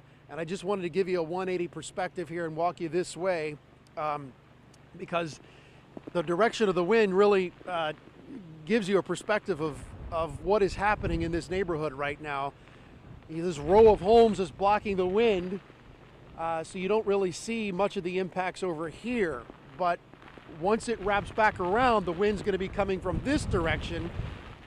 And even with that, we're starting to see wind spraying the rain everywhere. And I will say the rain has been steady, and it has been deep in the sense that it has been drenching. We just covered, as you know. Yeah, definitely. The ground's already wet, so like, It wasn't until the last part of the storm that we got the. we're just getting more and more saturated. Buckets of rain early with Hurricane Milton, and we're now getting the wind. That's the strongest gust of wind that we've seen so far right now. That's the strongest that I've experienced since being out here. And yeah, is it starting to, Tim, you're telling me to get, okay, got it. I wear contacts during hurricanes because it's pointless to wear glasses and I don't even like to wear goggles. My wife would probably tell me that that's not a good idea, but I like to see what's happening, and this is the best way I can see it. The leaves are really starting to blow off this big oak tree behind this house. So you got a lot going on right now. It's all the elements starting to come together, as you heard meteorologist Jason Adams explain earlier, the timing as he walked you through neighborhood by neighborhood, and that inner eye wall, the eye wall of the storm, when are you going to start feeling the impacts? And it was that 7:30 hour that we're really going to start feeling potentially hurricane force winds. 7:30. Still got an hour. That's when it starts getting dark, man. 9:30 in the Bradenton area. So that's where we are right now. This is the strongest wind. I mean, no one wants to watch something you can't see. And the rain. When the sun goes down, it's going to be kind of scary. You're just going to hear the winds. It's going to just be howling. And so we're talking about. And that's probably the worst. Just not knowing what's going on, not being able to see. Of that. You talk about the storm surge and the question of where and when is it going to be at its highest. And then, of course, you talk about the wind. And it's all determining, really determines, or depends on your exact location when it comes to the wind. So we'll keep going at it here, but this is the strongest stuff that we've seen so far being out here right now. Guys, if you have any questions, I'm happy to answer. Paul, I just think that we just got to brace for the worst of it as you're out there. You talked to folks, you said some folks have boarded up the windows out there, but some folks haven't. Right, and some, question. Yes, same here. Some people boarded up, some people didn't. We have hurricanes He said, look, shields, so it's not very hard to put up. They're already attached to our house. They're watching us. All we have to do is screw them in, then unscrew them. Takes about an hour. The way it is right now for them, they're looking good. But again, when the wind changes direction, the storm almost becomes a new kind of storm because it just everything changes. But I would say, most now, I don't want to put a number on it, but it's probably 50% of the homes are boarded up. I mean, you see behind me, beyond those trees, they did aluminum shutters there.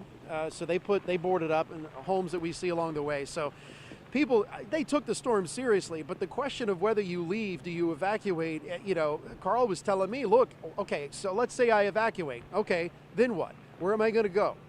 What am I going to find when I get there? And then will I be able to get back? And I've talked to a lot of people, including my own family in Plant City, and they're helping other family members. So what, does one family go, but the other family members stay? I mean, and you have people that have special needs. So you know, the decision to stay or go, it's a personal choice, and it can get tricky if you're trying to get back in. So I think a lot of people, they took the precautions in terms of boarding up, but I think a lot of people stayed. So yeah, this tree behind us, I mean, this debris starting to come off of it, and just got to be careful here. But so that's where we are right now. We're just waiting and watching, just like you guys are. Yeah, all right. Well, Paul, I do want to mention, if I can, I do want to mention Bradenton Police Department put out that that the Manatee River, it appears, has already overreached its banks. So that's a real concern, but expected. That's what we were expecting. Yeah, that's more concerning too. Paul, thank you. I think, like you mentioned, probably in another hour, things will increase and the weather will get even worse. We'll check back with you in just a little bit. Maybe you should get to a safer location if you think that tree might be coming down too. So we'll check back in with you in just a bit. You know what's good to not see is all those debris piles behind him, like in so many other neighborhoods. That I would say it made landfall already. How strong those winds are in that tree behind him. That was the concern for all the debris, and I know that was the mission, to get as much of it picked up. So happily he's not in a neighborhood where you have those giant Almost. piles. All right, let's go now down to South At Sarasota. Yeah, ABC. Maybe at Julie Solomon joining us live from there. Julie, I know your mom lives down there. Eaglewood. You have friends down there. Did they? Or what is this, airport? That they evacuated or at least hunkered down to prepare for Milton? Yeah, my mom lives in an evacuation zone B, so obviously she's taking precautions. B. I have childhood friends, their parents are here, they've never... I didn't zone E, if anyone really wants to know. Life, but they also left in... Not A, B, C, D, but I am in E, which I'm barely in E itself as well. As well as family in Sarasota. I'm not far from Sarasota High School, which is where I don't really have to worry about flooding. From Sarasota High. We're along Novus Street. We're in a backyard here at one of the homes.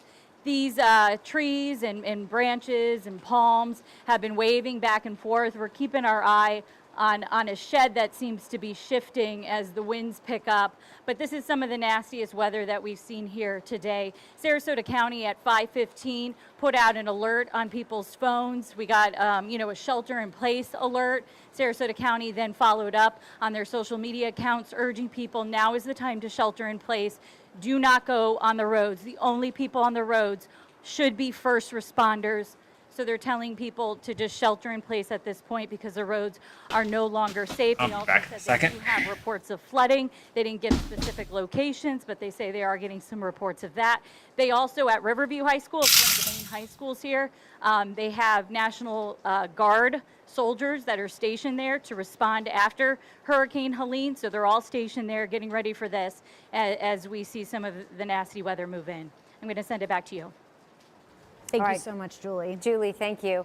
Heading into Pinellas County, we're seeing some strong wind and heavy rain in Clearwater right now, which was already hit very hard after Hurricane Helene. Yeah, that's where we find ABC Action News reporter Lydia Vasquez. Lydia, tell us how conditions are looking now. And actually, the first thing I did in looking at your shot is to see if there's debris behind you right now. But go ahead and take us through what the conditions look like. Yeah, we know that debris has been a major concern for Pinellas County, Clearwater especially. This has been a slow burn. Conditions are really starting to deteriorate here where we are. We're off US 19, a couple of miles west, off Nursery Road, a couple of miles west of US 19. And so we've been here since 6 a.m. This rain has not let up. So I'm concerned about two things where we are right now. The rainfall totals, they're starting to accumulate. This home that we're in here, I mean, I'm not sure we can get too far, but it's flooding the entire front yard here. This grass quickly getting underwater here. The second concern we have in Clearwater, guys, we've seen what was left behind from Hurricane Helene. We were just here yesterday talking to folks who say they are worried that the leftover debris are going to turn into there's someone right there. Missiles, have you. Where we're at right now, I mean, little gust. Trash or people's couches and beds that we've seen all throughout Clearwater, but there is debris. There are branches there. And again, my concern right now with the wind is we are starting to see and feel that wind. And you can hear it too. I mean, right now we might be getting the outer band, but we've been out here for the past couple of hours and it's starting to roar. It's making those noises that may have you a little concerned if you're sitting inside your home. So I've already seen that wind kind of whip around in this rain, picking up that debris with it and tossing it across the street. And so we're standing out here about about 10 minutes ago, and we heard a pop and saw a couple of flashes. We're not too sure what that was across the street there. Probably a transformer going off or something like that. Debris flying around and hitting the homes here. Unfortunately, most of the homes in this neighborhood that we're in, off Nursery Road, just west of US 19, they are not boarded up. You know, the good thing today, we spoke with the police chief of Clearwater, and he said he drove around town, and for the most part, it looked like people have evacuated, but we were talking with neighbors. I kind of hate where their camera person is. Like, there's a bunch of rain just falling right in front of them. Again, has not let up. We've been here since 6 a.m. It hasn't stopped, and so that's a big concern with the localized flooding here, and you can start to see it along the sidewalk, but also... Or maybe he's just zoomed in. It is a little bit... really too far. I don't know. Literally just 10 minutes ago. But the rain just looks... We were going indoors because of this debris here. Kind of just whipping around, and you can see that wind whip the rain straight across these homes here. So that's something that we're going to continue to keep our eye on. I just checked the backyard of this home as well on the side of the house. It's pretty flooded, and I'm not seeing sandbags. I don't know. My backyard's pretty flooded. Nursery Road. I will say though, Like a little mini river back there now. Again, what the police chief told us earlier, that when he was driving across Clearwater, for the most part, it looked like people have evacuated, but we're not out of the woods here yet. We're looking at wind gusts right now up to 55 miles an hour, and we're kind of just getting started here. Again, this has been a slow burn. Being here since 6 a.m., the rain just hasn't stopped. We're starting to see some localized flooding even a couple of hours ago just getting here, but it is a bit concerning when we start to get that gust of wind, pick up some of the debris around us. Brad, our photojournalist, I'm not sure if you can even see this good, but this flagpole, swaying here and there. I'm not sure how sturdy that is. Obviously, we'll stay away from that, and we're pretty secure inside the home. The flagpole's probably fine. Debris has been the #1 concern. It doesn't look like it was anchored very good. And right now, it's coming and going. We're getting some of those bands, the gusts again up to 55 mile an hour, but it could get stronger where we are. And in this neighborhood that we're in, we're not seeing the couches and all the people's belongings right now where we're at, but that's still out there. We know that's the cruel reality that a lot of people are facing right now off the heels of Helene and not being able to clean that debris out. Here, I can tell you, I've seen some of the debris, the branches and the trees getting whipped around in those gusts and getting tossed across the street. So we'll continue to keep our eye on the conditions here as that rain, again, not only has it not let up, it just continues to slowly increase. The same thing with the wind as well. But we'll be here all night, and we'll continue to bring you the latest. Again, unfortunately, not a lot of people here have sandbags or are boarding up for the most part. I wonder if I can do like a flashlight. All that debris coming down here, but where we are pretty safe inside. Is a bit I don't know. elevated. Well, actually, my neighbors have their lights on, so maybe that'll be. Lydia, I do have I could probably turn on my outside lights as well. Notice Actually, no, I think it's backyard raindrops lights. look like golf ball size. Let me see if that makes a difference if I just turn them on in the backyard. Because it lights. looks like it's much heavier than just a normal rain. You know, you are kind of standing right below the roof here, so it's kind of coming a little bit heavier right in front of the camera. Where I'm at is kind of just swifting to the side to us. No, we're not getting pecked too hard with the rain.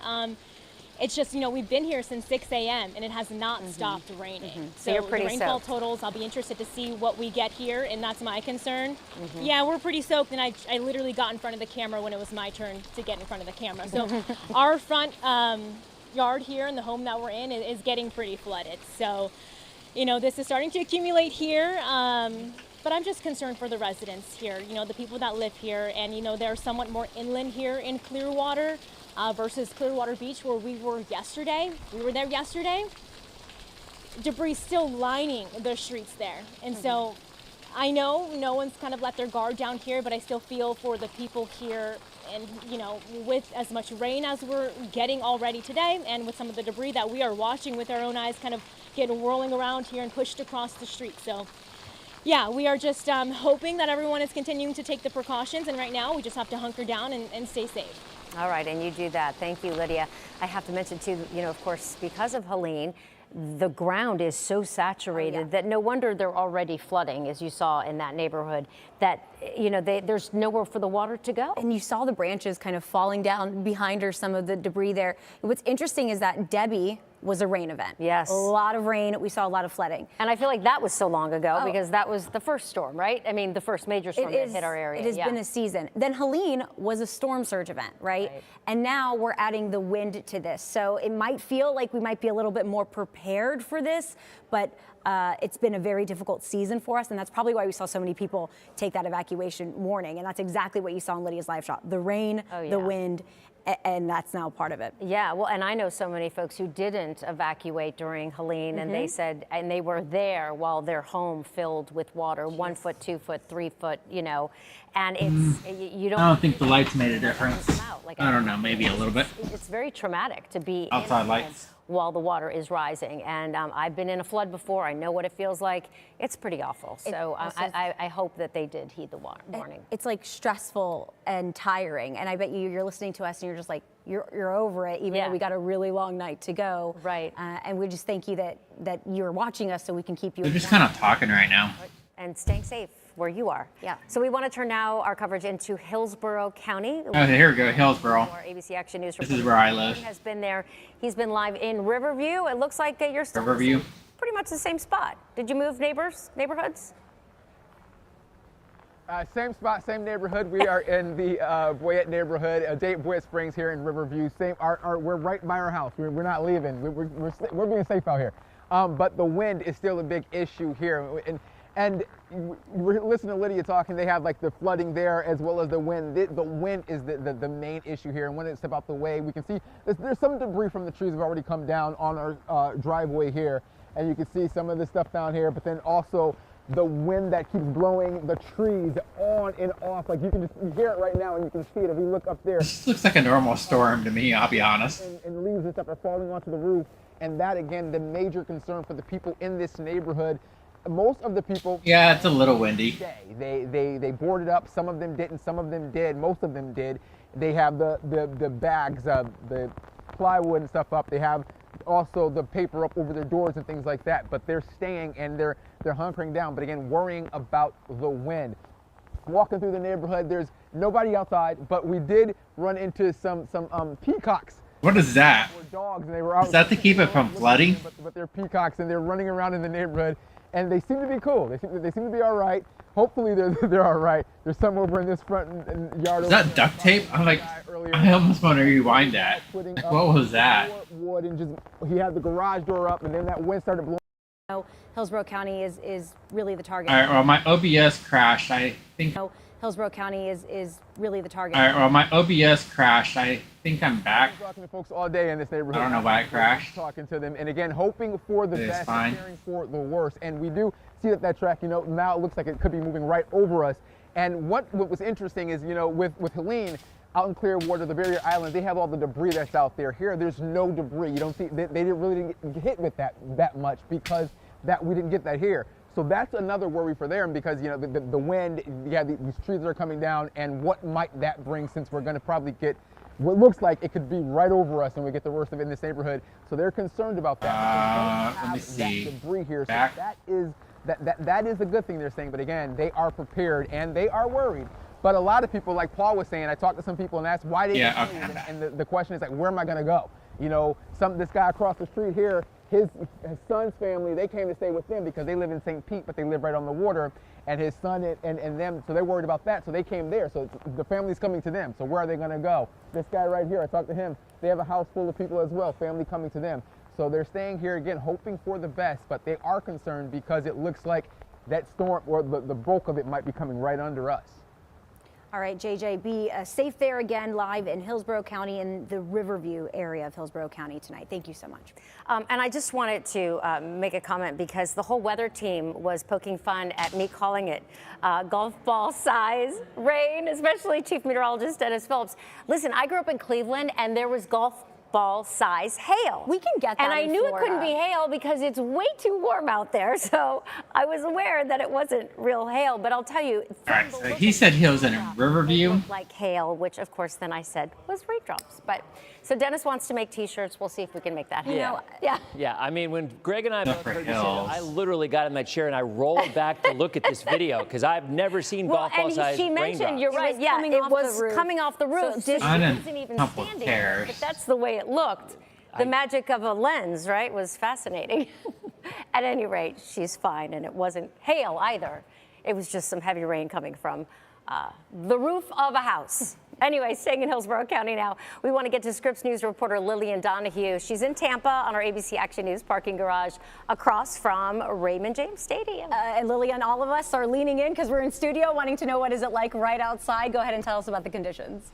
Yeah, well, right now we're on the second level of the parking garage, and we've been hearing that wind howling through as it's been hitting not only our building but around the area. Right now we're in a little bit of a lull. This is the nicest I've seen it in the past hour, to be honest. Usually it's harder to see. I haven't heard any howling yet.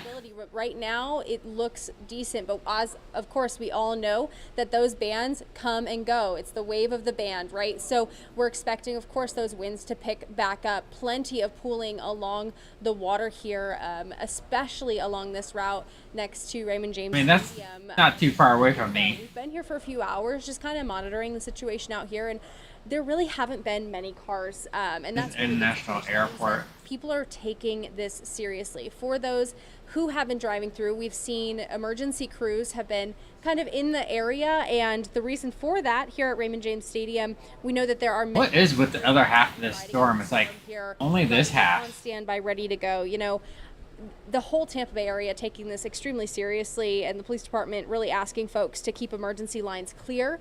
They're asking people to, instead of call 911 for down power lines or minor damage or flooding, to call their non-emergency number for those things. However, if it is a life-threatening, right now, immediate situation, that's when they say to call 911. But, you know, behind us, obviously, folks that are hunkering down across the street as well, but ready to help. We've been seeing kind of that slow burn of the wind coming in, the rain coming in.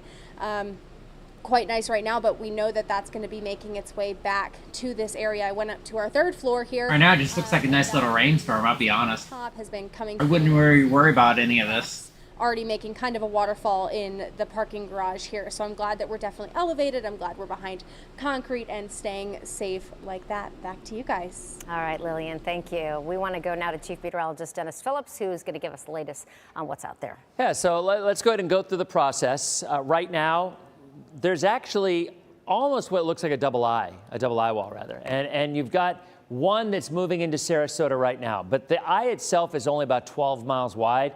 So you can kind of see. That's what's going on? I thought it already made landfall, I'll be honest. So, you know, somewhere double eye Sarasota in that general ballpark, maybe as far north as northern Manatee. But overall, the forecast in terms of what we're experiencing right now, the rain, as Greg and Jason have been saying, the rain is the big story right now. The other stories will be changing. The surge will be a massive story. The wind in a very small area will also be a very big story. And we're going to tackle one at I'll be honest, this doesn't feel like a Cat 3 to me right now. Just hunker down. It only feels maybe like a Cat 1 or Cat 2. Reports of power outages. At max. Wendy, what's the last power outage check? If you guys check on that and see what you I haven't had any power outages yet. I probably would have thought I already had one or two by now, but no. Go for it. I'm still alive. They did have over 8,000. Wow, it's now 30,000. Oh, almost 31,000, because 30,753. We've got Duke already way up, 44,000. Yeah. Looks like all the lightning strikes are at the because they have a smaller coverage east of the storm, like way over on the other side. Increase, right? It is, yeah. I mean, by far the worst is yet to come. I mean, and we're not saying that other than this is just to prepare you. And unfortunately, it's happening at night. So you are going to see a lot of power outages. And I repeat, charge your phone now while you still have power. Download our app. You can watch our broadcast in the overnight. That is a very comforting thing to know what's happening. When you can't see anything, it's dark out. And you're right. I can't see anything. Tree branches it's and dark. Sometimes trees are falling and you're not sure where or how long. I'm going to start having to keep your phone charged as long as you can. My camera point more towards the sky. You can probably see the sky at least better right now. Somewhere between 8, 9, 9:30 in that ballpark. And by definition, landfall is when the center of the eye, not the leading edge, the center of the eye crosses land. And wherever that occurs, that is where we have landfall. So they keep their lights on. In terms of the current conditions, it's all about the rain, not the surge. Although we are getting a lot of reports of surge in Naples. We're getting a lot of reports of surge in Fort Myers. It's starting. Yeah, it's starting to get dark out though. And it will do so over the next few hours. But we have flash flood warnings for Pasco and Pinellas County until 6:45. Look, it has just been raining crazy for the last 5 or 6 hours. And we'll show I have been getting a lot of rain. I'm not too worried about rain, I'll be honest though. Significant flooding because of rain. Nothing to do with surge. That will come later. This is a 3-part event, if you will. First, we've had the rain, all right? Then don't show where I live. Wind that comes on shore. And then lastly, unfortunately, the largest event will be the surge. I live along the river here. This is in the last 24 hours, but honestly, it's probably like in the last 7 or 8 hours. They've had nearly 9 inches of rain in southern Pinellas County. They've had, most of Pinellas has seen between 6 and 9 inches of rain. Most of western Hernando County, or rather, it looks fine to me. 7 inches of rain. Sarasota. Normally they would say stuff about flooding areas. Pasco County lower with purple colors, but still it's coming down in inland areas less. So you've still got all of that rain coming in with the storm itself. There it is. That is all going to move on shore. So it is not out of the realm of possibility. Excuse me. Inches of rain before this moves on through. And when I say some areas, it's probably Pinellas County getting a lot of. All right, so if I look at the maps. What about the wind? So like that's where I live. The wind will be strongest. Kind of where that star is. Around the eye, north and east of where that eye crosses. There's going to be a small area of wind that we likely will see an extreme wind warning. Tampa is. I remember we had one in Irma in Polk County. Bartow had one. It was about 12:30 at night. It lasted for about an hour. And we had one of our reporters actually in a bunker, I remember them saying, and they could not even open the door because the wind was blowing so hard. It's 73 outside right now, huh? Windy. But it's an area that will bring incredibly high winds, 115 miles an hour or greater. Now, the storm is weakening. We have winds of 120. It is a possibility that when this makes landfall, it's Cat 2. That, while it's just a number, there is a monstrous difference in terms of damage from I agree. 110 to 140 or 145. Like, just if it hits Cat 2 and it makes landfall, so like if we can continue to see weakening. I've been in like for the next few 20 hours, Cat 2 hurricanes. It's not so bad. Be looking at a Cat 2 hurricane. Extreme wind warning for Hillsborough County expires in 2 hours and 53 minutes. Unfortunately, that has nothing to do with the surge. I'm getting a we have hurricane national right now in extreme wind 74 mile an hour wind gusts for my area 61 mile an hour wind until 9:30. We are not Take seeing cover. Sustained hurricane force winds yet. What does that mean? What's sustained versus life-threatening winds till sustained 9:30 is p.m. 60. Eastern Daylight Saving Time. Take cover now in an interior room of a sturdy building away from windows. Protect your head from flying debris. Do not go out in the calm of the hurricane eye. Winds will quickly become dangerous again. All right, well, that was the warning I just got on my phone. Actually, I think we actually have to add that to the palette. Jason, you already did. Oh, there it is. Yeah, you can go ahead and zoom into it. So, yeah, this is what we were talking about. You know, we knew it was going to come, and we were literally just talking about it. An extreme wind warning is winds of 115 miles an hour.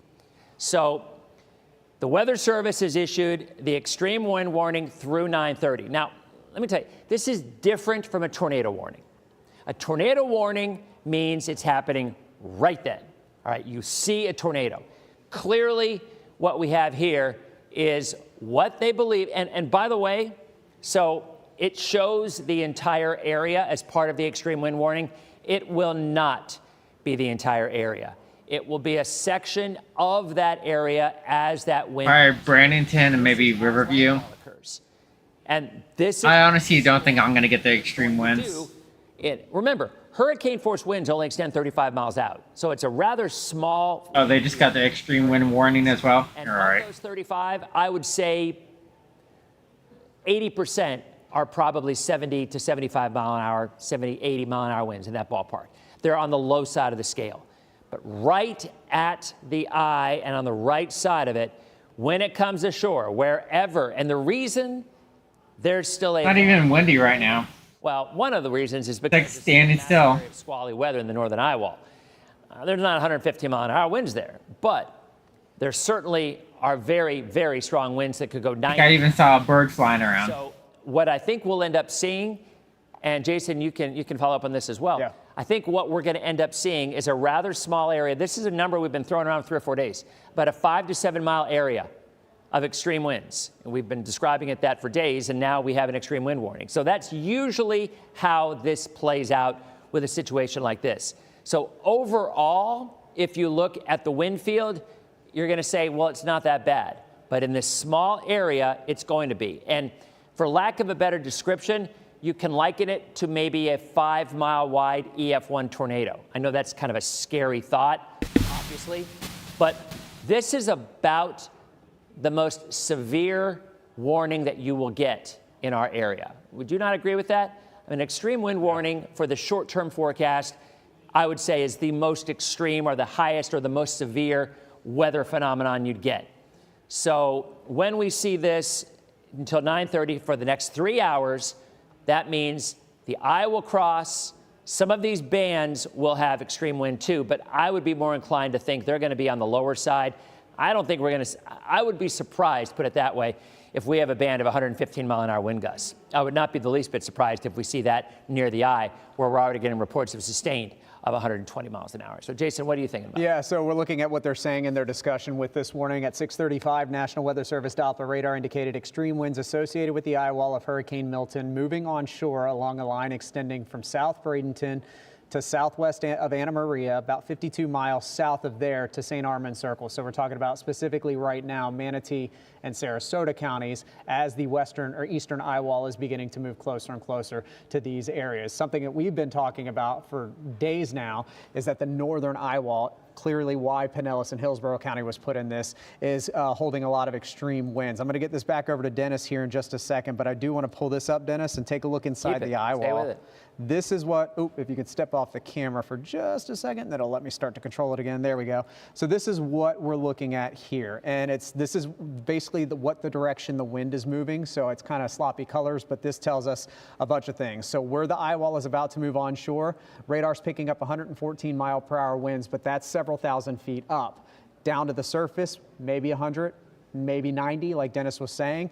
The northern eye wall, though, which is not where the landfall will be, this is what's going to be moving into Pinellas, Manatee, Hillsborough County, has winds that are even higher than that. We're querying it at 116 miles per hour. I've seen it as high as 124 miles per hour. So all right, so decently high winds. When you extrapolate that down to the surface, where of course we are, you can lower these winds by about 20 miles per hour from what you're seeing here. So clearly the eye wall is showing that winds that could be potentially up to 100, 115 miles per hour. We'll get the 7 o'clock advisory in from the National Hurricane Center here soon with an update on what the winds currently are. But there you can see that query just popped up 128. So Dennis, down surface wise, that would run roughly 110 to 115. So that's what they're looking at now. Sarasota initially, Manatee County over the next hour, and then that continuing north up to Pinellas and Hillsborough County too. And you know, you can make the argument, once this goes through, that's the worst of this storm. Yeah. I mean, that will be it in terms of the wind. But then we go to the next phase, which is the surge. So if you're just tuning in, The surge does not bother me. It's just a wind. Till 9:30, as Jason just said, showed it perfectly. Especially with all the trees around me. Already offshore of 100 to 110 miles an hour, and they will be moving onshore as Milton also. If I lived on the beach, I'd be scared as hell about the surge, or even South close. of the eye, there's no weather going on. I mean, there's some wind, but we've been saying for days, if you live in Hardy County and this passes through, you might very well see stars, and you're not even in the eye, you're on the southern flank. And by the way, a lot of the Bay Area is going to be in the eye of this. And that is quite an experience, where you go from the eye wall, where you have very, very heavy winds, and within a matter of a minute or two, the winds go calm, and you're in the eye. And very often, not saying to do this, but very often people run outside to see what it's like to be in the eye of a hurricane. Again, I'm not saying to do that, because what happens is on the other side, although that being said, the other side will be much weaker, because this is literally being cut in half. As Jason was talking about, it's quickly turning into what would be called a hybrid or a subtropical system. It doesn't have the look or the characteristics of a tropical system, which is a warm core system, as opposed to a winter storm, a nor'easter, right? And a nor'easter, think about it. A nor'easter has winds that expand out much, much farther. The winds 150 miles with a nor'easter are every bit as strong as the winds near the surface. It's more uniform. A hurricane, most of the winds are right near the surface, right there, right there. But in this one, it's a little different, where we've got that really solid band of wind and rain right up there. And while that is not the eye, right where it's going for me, I don't know. 20 miles from the eye wall, that northern band, something like that, yeah. So I mean, maybe 20 miles to the north, you're going to have winds every bit as strong, if not stronger, than right at the eye wall. And I can't say that I can ever remember that happening before. I mean, it's a very, very unique situation. So there it is. Landfall occurring in the next few hours. When landfall occurs is when you will have this extreme wind. So let me be clear about something, guys, all right? And we're going to treat this almost like a tornado warning, because in a sense it is, right? You are if you live in Pinellas County, especially the southern half, but we'll pinpoint it as it gets closer. If you live in Hillsborough County, if you live in Manatee or in Sarasota. Yeah, Hillsborough County, that's me. You're going to have an area of winds that are equivalent to an EF1 tornado come through. All right. The difference with this is it's going to last longer than an EF1 tornado. Might last 30 seconds. This could last significantly. All right, so on Hillsborough County. When you get to that point, you want to get away from your windows. If you have them boarded up, it's okay. But if you don't have your windows boarded up, you want to be in an interior part of your home. You want to be on the lowest floor. And if it gets bad enough, you'll go just like in a tornado in a closet or in a bathroom. I mean, we're not saying this to scare you. I'm saying this because the reality of an extreme wind warning is about as strong as it gets, certainly with a tropical storm or a hurricane. So there again, we have a hurricane warning remain in effect. No changes there. Current wind gusts anywhere from 66 in St. Pete, 62 in Venice. These are the current wind gusts. It was 74 just a few minutes ago in Venice. All right, so right now I'm at 39 in Tampa. I haven't got the strong winds yet. And the one that is the most destructive. I mean, 110 mile an hour winds are going to cause some problems. You're going to have trees down. I'll be very transparent with you. I had my family leave from my home in Palm Harbor, not because I was afraid of structural damage from the winds, but because there's a lot of trees around. And there's nothing you can do. When you get 10 inches of rain, and then all of a sudden you have a ton of wind coming as well, there's going to be some trees down. Tomorrow we will wake up and look around, and there will be some trees down, maybe a lot of trees down across the area. There's going to be a lot of blue tarps on roofs coming up over the next several weeks, if not the next several months. So the wind is the biggest issue if you don't live on the water, and I don't live on the water. But if you do, it's the surge. Not only is it catastrophic, as we saw with Helene, but it's deadly, unfortunately, as we saw with Helene as well. So our hope is people who evacuated, everyone evacuated. We know they didn't, but we hope the majority of the people did evacuate. But a little good news in sense of the overall surge total. If you remember the last 3 or 4 days, the Hurricane Center was locked in with a 10 to 15 foot surge in the bay. You kind of heard us saying, especially on DPL, you heard us saying, yeah, that's the worst case scenario. And you can't have a worst case scenario with a hurricane if it's going to make landfall here, up here, because there'll be offshore winds there. So it wasn't going to happen. The worst of the surge will be wherever landfall occurs and to the south. And because landfall is going to occur really close to northwestern Manatee in that general ballpark, the bay is on the fringe, really on the fringe of the worst surge. So the Hurricane Center actually dropped down their surge forecast a little while ago from 10 to 15 feet to 6 to 9. Similar numbers to Helene. Now Sarasota, 9 to 13. That includes Siesta Key. That includes areas down to the south. Fort Myers, 8 to 12. And they're already getting surge. in the Fort Myers area. So winds of 120 miles an hour. The new numbers will come out shortly. You know, the pressure really hasn't moved much. We will see if there's any additional weakening, whether it's 115, 110. It's just kind of a categorization thing. If it stays 111 or above, then we know we had a major hurricane hit. And I suspect it probably will. But our biggest threat right now is that extreme wind warning now, in the next 2 hours, surge, then the next 4 to 6 hours, and power outages. And I'll say this one more time. I actually haven't said it yet today. Every hurricane season, we hear a tragic story about someone who uses a generator in their home, and their Oh God, generator in the house. happened in Polk County with Irma. Family of 4 died. A lot of people bought generators seeing this storm was coming, and they've never had it before. You run to Home Depot. My generator's so old. You bring it home. I'd be lucky to get it working. On how to use it. By the way, YouTube videos are really helpful.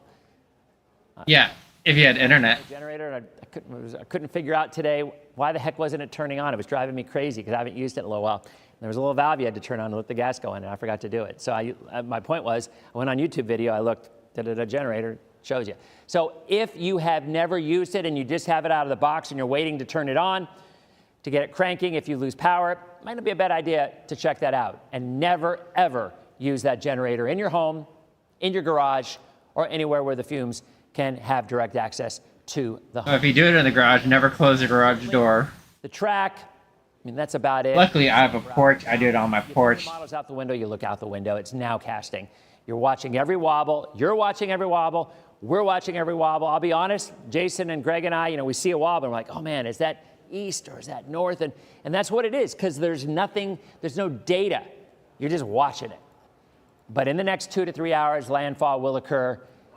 And when it does, it's going to pack a serious punch with wind across areas from Pinellas, Hillsborough, Manatee, and Sarasota. You got something, Jason? Oh, no, just looking at some of the new numbers coming in. 65-mile-per-hour gusts in St. Pete. These numbers, though, 77 miles per hour in Sarasota. These are the highest that we have now. And unfortunately, when you start to get to the eye of a hurricane, you start to lose a lot of the observation sites. So the hope is that we'll be able to still continue to relay those high gusts as we start to get them. But sometimes these strong 100-mile-per-hour winds could knock out our observation guides. I did see the National Weather Service is not going to add Sarasota County into the extreme wind warning because the strongest part of these winds, like we were talking about a second ago, are associated here on the northern side of the eye wall. So we're looking at also. It's getting pretty dark out there, guys. Naples is now seeing. I might take my phone out there just to do like a quick glance, because if I wait any longer, coast, especially you probably won't be able to see anything. So let's just go outside for a little bit.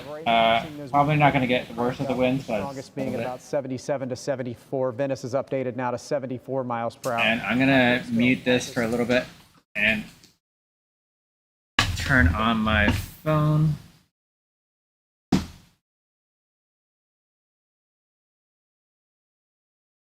All right. The webcam thing is on. It is on. It's so dark in my house. Let me turn on some lights. All right. So I am now streaming from my phone, and you can see everything, my equipment and stuff. We can actually go out.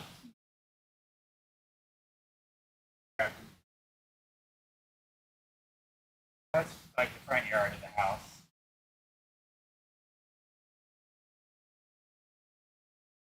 Right now.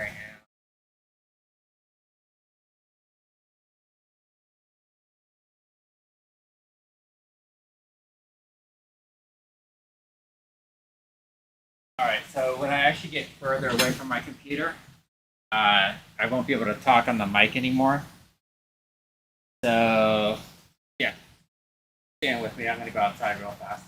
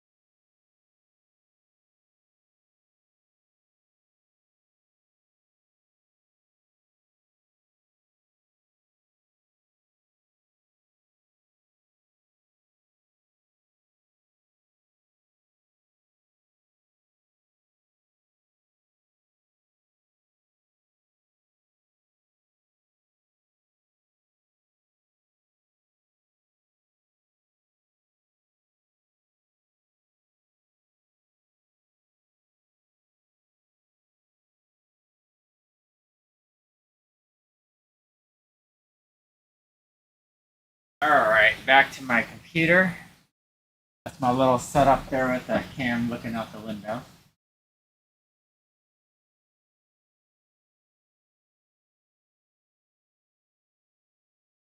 And I'm just going to turn this off and go back to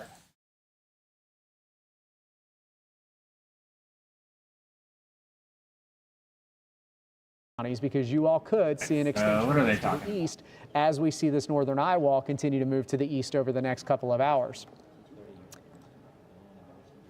Anything else?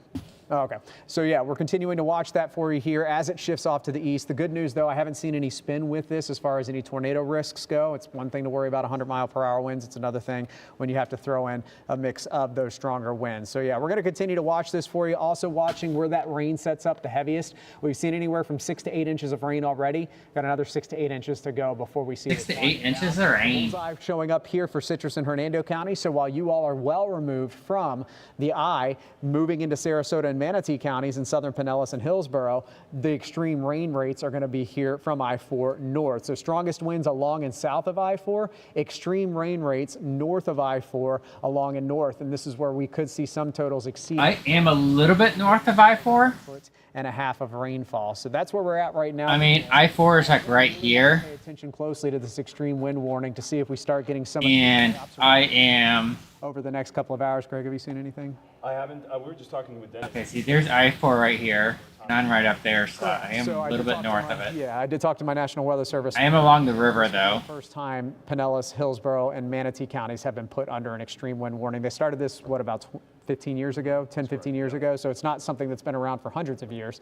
But yeah, it's the first time that we have seen this here in Pinellas, Manatee, and Hillsborough County. Sarasota County, your first time being in the eye is actually back here, and this is like a double eye.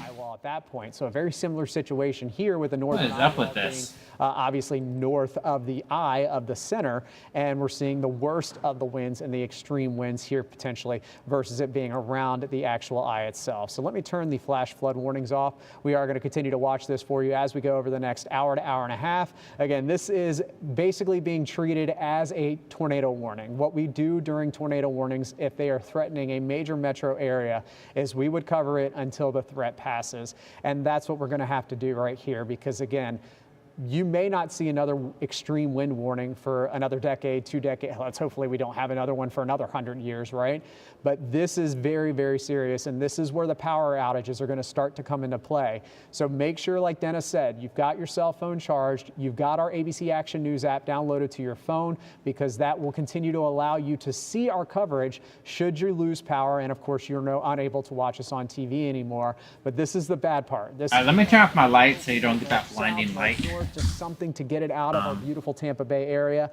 And unfortunately, it's coming right into Tampa Bay. This will definitely go down as one of the strongest hurricanes on record for our area, and clearly the strongest we've had in about 103, 104 years since the 1921 Tarpon Springs hurricane. So there's the warning again. I do want to remove that warning because I really want to focus in here now on some of these bands coming on shore.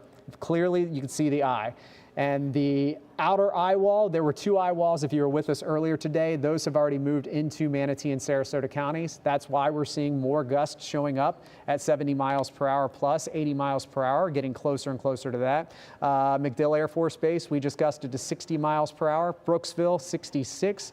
Even in Winter Haven, far east of the center, we have a wind gust to 58 miles per hour. We're at 60 down toward Fort Myers. St. Pete, another gust to 66. And we're looking at, let's see, Venice gusting to 62 within the last hour or so. So again, extreme strong winds coming in, but the strongest are going to be right around the core of the eye. So in Sarasota County, you may be the landfall point when you're looking at the center. Again, the center of the eye where it comes on shore is the landfall point. This could be Siesta Key, it could be Turtle Beach, Osprey, maybe Venice, or it could be as far north as Lido Key, maybe even the southern part of Longboat Key, depending on how much to the north and east. And yes, there are extreme winds in this as well, but where the strongest winds are within this band here. So let's focus in now on Tampa and St. Pete. Look at the red colors over top of us, guys. This is 4 to 6 inch rainfall rates per hour. on top of the fact that we have the chance for 100+ mile-per-hour winds to move in within this band. Notice it's not moving at all. This is a stationary band as the eye is beginning to move closer and closer onshore. So we are literally covered up from north to south in Pinellas County, whether you are in Palm Harbor, whether you're in Tarpon Springs, down through Dunedin, Clearwater Beach, Indian Rocks Beach, Bel Air Shores, down to Madeira Beach and Treasure Island, Johns Pass, south to Paso Grill. We are covered up right now in the worst of the storm, and the winds are just beginning to pick back up.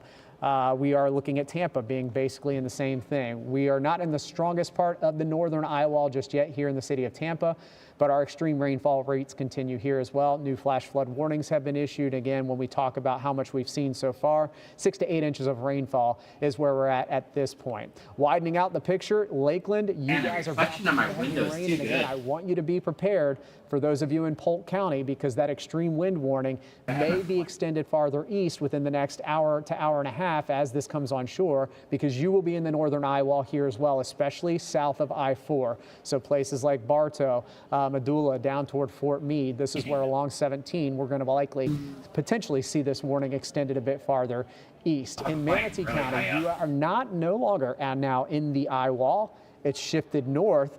But look to your west. This part of the eye wall, the northwestern part of the eye wall, is ever so slowly creeping closer and closer to Anna Maria and Longboat. This is going to be the worst part of the eye wall for you all as well. Again, in the northwestern eye wall, this is where we're looking at the strongest winds at this point, and they're picking up to around 100+ miles per hour. So ladies, this is what we've got right now. Extreme wind warning until 9:30. Dennis is here. We're going to take a quick break, send it over to you guys. And what's the very latest that you have as far as power outages? Let's keep it going for a little bit longer.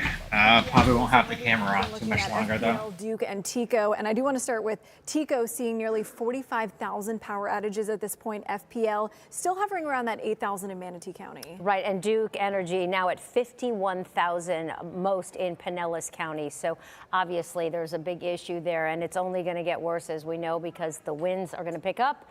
More power outages will be across the Bay Area.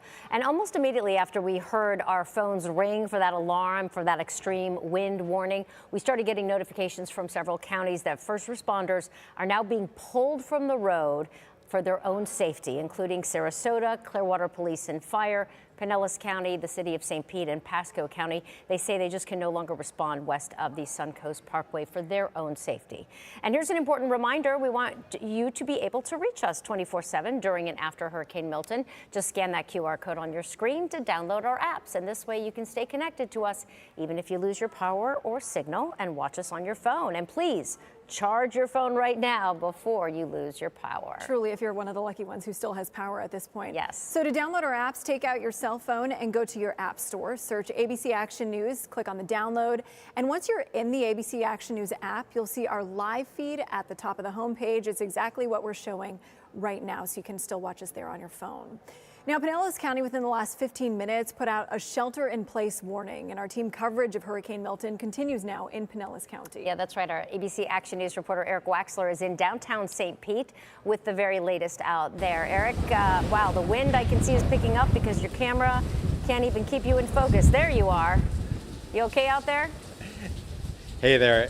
Yeah, we're doing fine. The rain covering on the camera sometimes is going to definitely blow up as the wind blows up around us. So we are here just off of Central Avenue in downtown St. Petersburg. The weather has obviously deteriorated over the last couple hours. We are seeing the strongest gusts so far. You can see it. We are under some cover here at the True by Hilton Hotel. Let's take a quick look inside here. Let's see. You can see it. There are people that have been in here most of the day, making friends. You have family gathering together, eating, playing pool, playing chess, doing the best they can to make the best of a terrible situation. But better for them to be inside than out here, because as we continue to look, this is not a time you want to be outside. You can, as we look there on 17th Street, just look at the wind taking those trees. Already one tree went down. Thankfully, we are not seeing people drive around anymore, because for the last couple hours, there were still people out on the street. You can really feel these wind gusts going right now. Within the last few minutes, the city of St. Petersburg, as expected, shut down water to many parts of the city because They said, the sewer system obviously overrun with the stormwater surge and the threat of that, so they have shut that down. So it might not be a good idea to try and use the toilet at this point. Your plumbing might not work, but it is expected. And depending on how things go tonight, it could be more than 24 hours before it is put back on. So that is something that could be one of the many inconveniences to come. And you see these are a couple apartment buildings here on Central Avenue. We've seen people actually watching ABC Action News because when we go live, we can hear them screaming at us, saying hello as everybody just waits to see. There's the Halloween party. Storm will do Halloween party. Hurricane party. Ravaged, like so many others, by the storm surge for Hurricane Helene. And now, if the storm surge is even more than Helene, you just don't even want to think about the possibility because people already lost everything. And we've been keeping track of Jack Skellington, the Halloween decoration from the Nightmare Before Christmas. He is still flying up there. So we keep saying that as long as he's still up there, maybe we're okay. But everyone here just waiting the best they can to get through this storm. But we are definitely seeing the effects here as the eye wall gets closer just south of us in that Bradenton area. But we're definitely feeling it here in downtown St. Pete. Live in downtown St. Pete, Eric Waxler, ABC Action News. Eric, thank you. He just said waiting game, and I feel like that's what we've all been dealing with the past really few days. Honestly. Yeah, 100%. And really, all right, guys, my tree 24 hours just fell. You know, there's no relief that we're seeing the eye get closer and closer either. It is the waiting game, but we'll get through it. Yeah, and we do want to go now to our ABC Action News anchor, Paul LeGrone. He's in the Bradenton area. That's right. So, Paul, have the winds picked up since the last time we saw you? Yeah, absolutely. They're picking up pretty strong here. I haven't measured it, but it's definitely 70 plus. And we actually saw some sparks. I believe the power lines were sparking over in this direction. The clouds are moving really fast above us right now, and the trees are taking a beating. The power lines are really starting to wave, and we saw some sparks coming from a couple of homes down there, and the power is flickering on and off. I want to take you across the street, all right? Because I want to check in with our good folks, Gigi and Carl. They're the best from Boston. Love that town. They're here in Bradenton, where we are right now, in the area called Palma Vista. A few miles north of IMG Academy, a few miles south of the Manatee River. I'm going to ring their doorbell. They know I'm coming. We cleared it with them earlier, so I'm not just showing up unannounced. I wouldn't do that to anyone. But we wanted to check in with them. They got their family in Boston calling, asking how they're doing, as we do have a bit of a lull in the wind right now. All right, Gigi, Carl, how are you? Worried about the door blowing. That's all right. How you guys doing? How you holding up? Holding up. Actually, the power's been off and on, so we've been lucky to keep it on. How about you over there? We're doing good. You can tell the wind's starting to pick up. All right. Yeah, no, it's definitely picked up, and we're going to hunker down at this point. I mean, we were worried about the wind all along. It's just waiting for it to come. The waiting game is the thing. They're waiting. How's the family in Boston doing? We're on the phone right now with our kids in Boston, and they're listening to us right now and keeping in touch and hoping for the best for us. Okay. Well, the house looks good so far. I see you sandbagged the garage and everything. Yeah. Windows doing okay? Yeah, so we far. are right now. Everything's looking solid. So I mean, we're just it's hoping it moves soon. faster. There you go. Hey, go Bruins! Although I'm a Tampa Bay Lightning fan, so I can't really say that. Lightning too. The Lightning's my second team. Second team. All right, guys, we'll check in with you a little bit. Y'all take care. Have a good one. All right. So that's Carl and Gigi across the street from where we are, set up in our live house here to broadcast you these images as we eyewitness this storm together in real time. The coverage there went a limb, so yeah, the road becomes kind of a wind alley here, and no doubt earlier. This is really interesting. We had drenching rain. Now it's the wind. So this storm is changing before our eyes. Virtually no rain right now. It's all wind. I think I've got Dennis.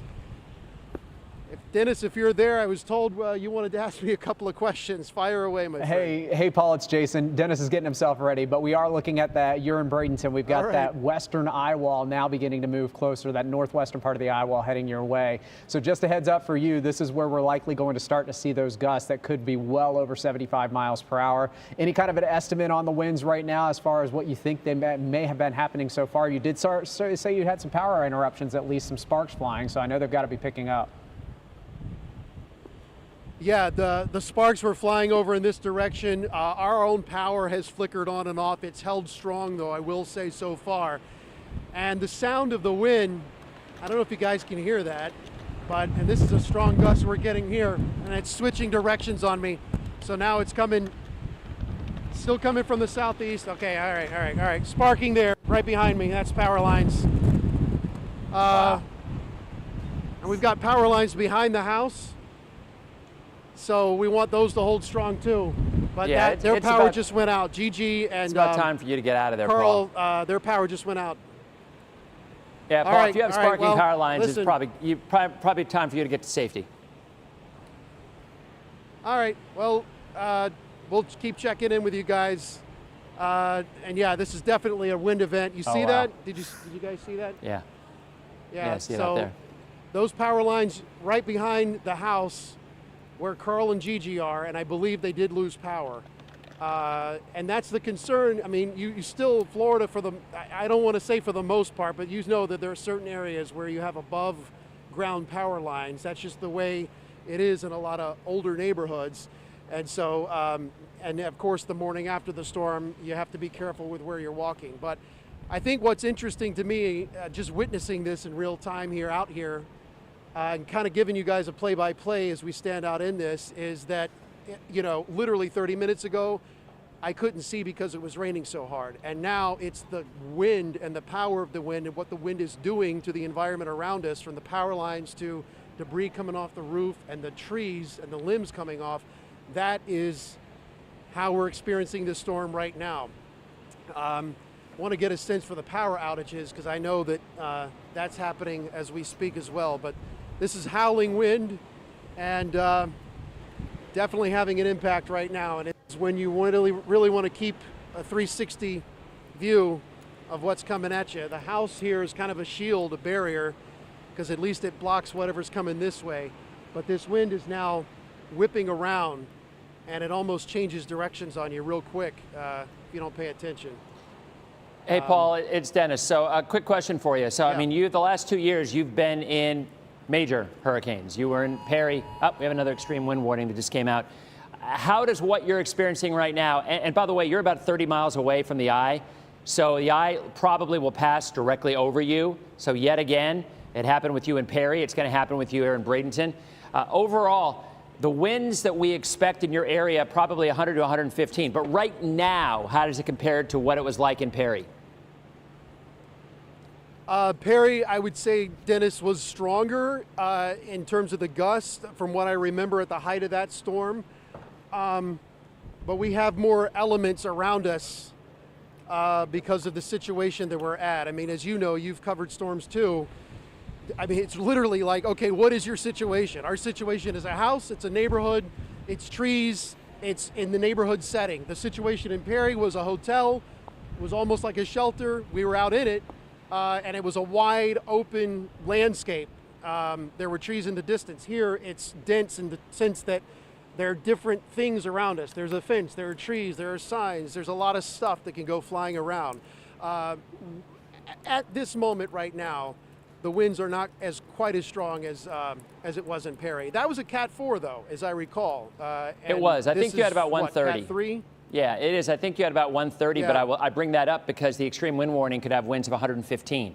And it is certainly possible that you could be seeing that. So my only suggestion to you is watch out for the trees, because I suspect there are going to be some trees going down. Yeah, there will be. And I'll tell you the other thing, too, that was different about Perry versus Hurricane Milton is the nightfall. I mean, I'm just hearing this fence that's coming off here. So you can't really see what's coming at you sometimes, whereas in Perry, it was right in the middle of the day. You had the advantage of that sight line. these nightfall storms, I know that was a situation with Helene. It's frustrating for everyone because you just don't know what you can't see. But you do know what you guys are telling us, and obviously for a lot of people, that's the lifeline, is the information. The worst will be in your area. I'm seeing glows in the distance. Yeah, I'm sure. The worst in your area will probably be about 45 minutes, and then it'll last for about an hour. So if you can get a place of safety, maybe where you can show us what's happening while you're safe as that comes up, that would be awesome, because it's definitely going to get worse quick. Yeah, no doubt. Yeah, we're ready. Whenever you guys want to come to us, we'll be ready for you. Okay, thanks, Paul. Again, Paul Agrone in Bradenton. We also have Mike Paluska. Mike is in Venice, I believe? Sarasota. Mike's in Sarasota. Mike, you're even closer. You're about 20 miles. Just measured it out here. So it looks, marginal right now, but I think it's going to go downhill pretty quickly. Yeah, you know what, Paul? Sorry. You know what, Dennis? It has, and it's getting pretty intense where we're at.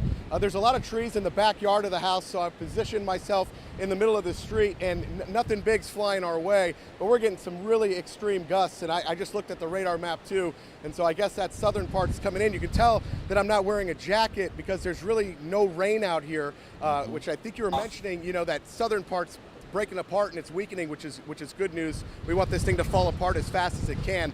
My photographer, Reed Moeller, is positioned up top, kind of in a bird's nest up there, and I'm just going to give you a lay of the land on where we are. These are some of the things that are concerning us, but we're pretty far away from them. You can see that transformer right there. We have been seeing some unreal explosions behind us, and it's not lightning, it's transformers blowing. Power went out here about 20 minutes ago, and then we'll have Reed Moeller pan to the left, and you can see these trees are whipping. We actually have a giant pine tree in the backyard that we are staying way far away from. Whoa, that was a good gust. We've positioned ourselves, and you saw that explosion out there. I'm not sure where my photographer's pointing, but you saw that explosion out there by that house, Dennis. And so I think what we're gonna start seeing, I know we're not in that extreme wind warning, but this is intense. I wouldn't say it's as intense as we saw when we were in the eye wall. All right, sorry about that, guys, but I just lost my front yard tree. Or so from now, and we'll be in it, like you said, for maybe an hour. Yeah. Or are we going to get what my front yard? I don't. Actually, really get a good get view than you because do, it's depending on where it is. But dark out there, from my and perspective, I it's coming down, and you got those mobile homes right there. That's obviously a scary thing as well. So I mean, really, you got to find a place of safety.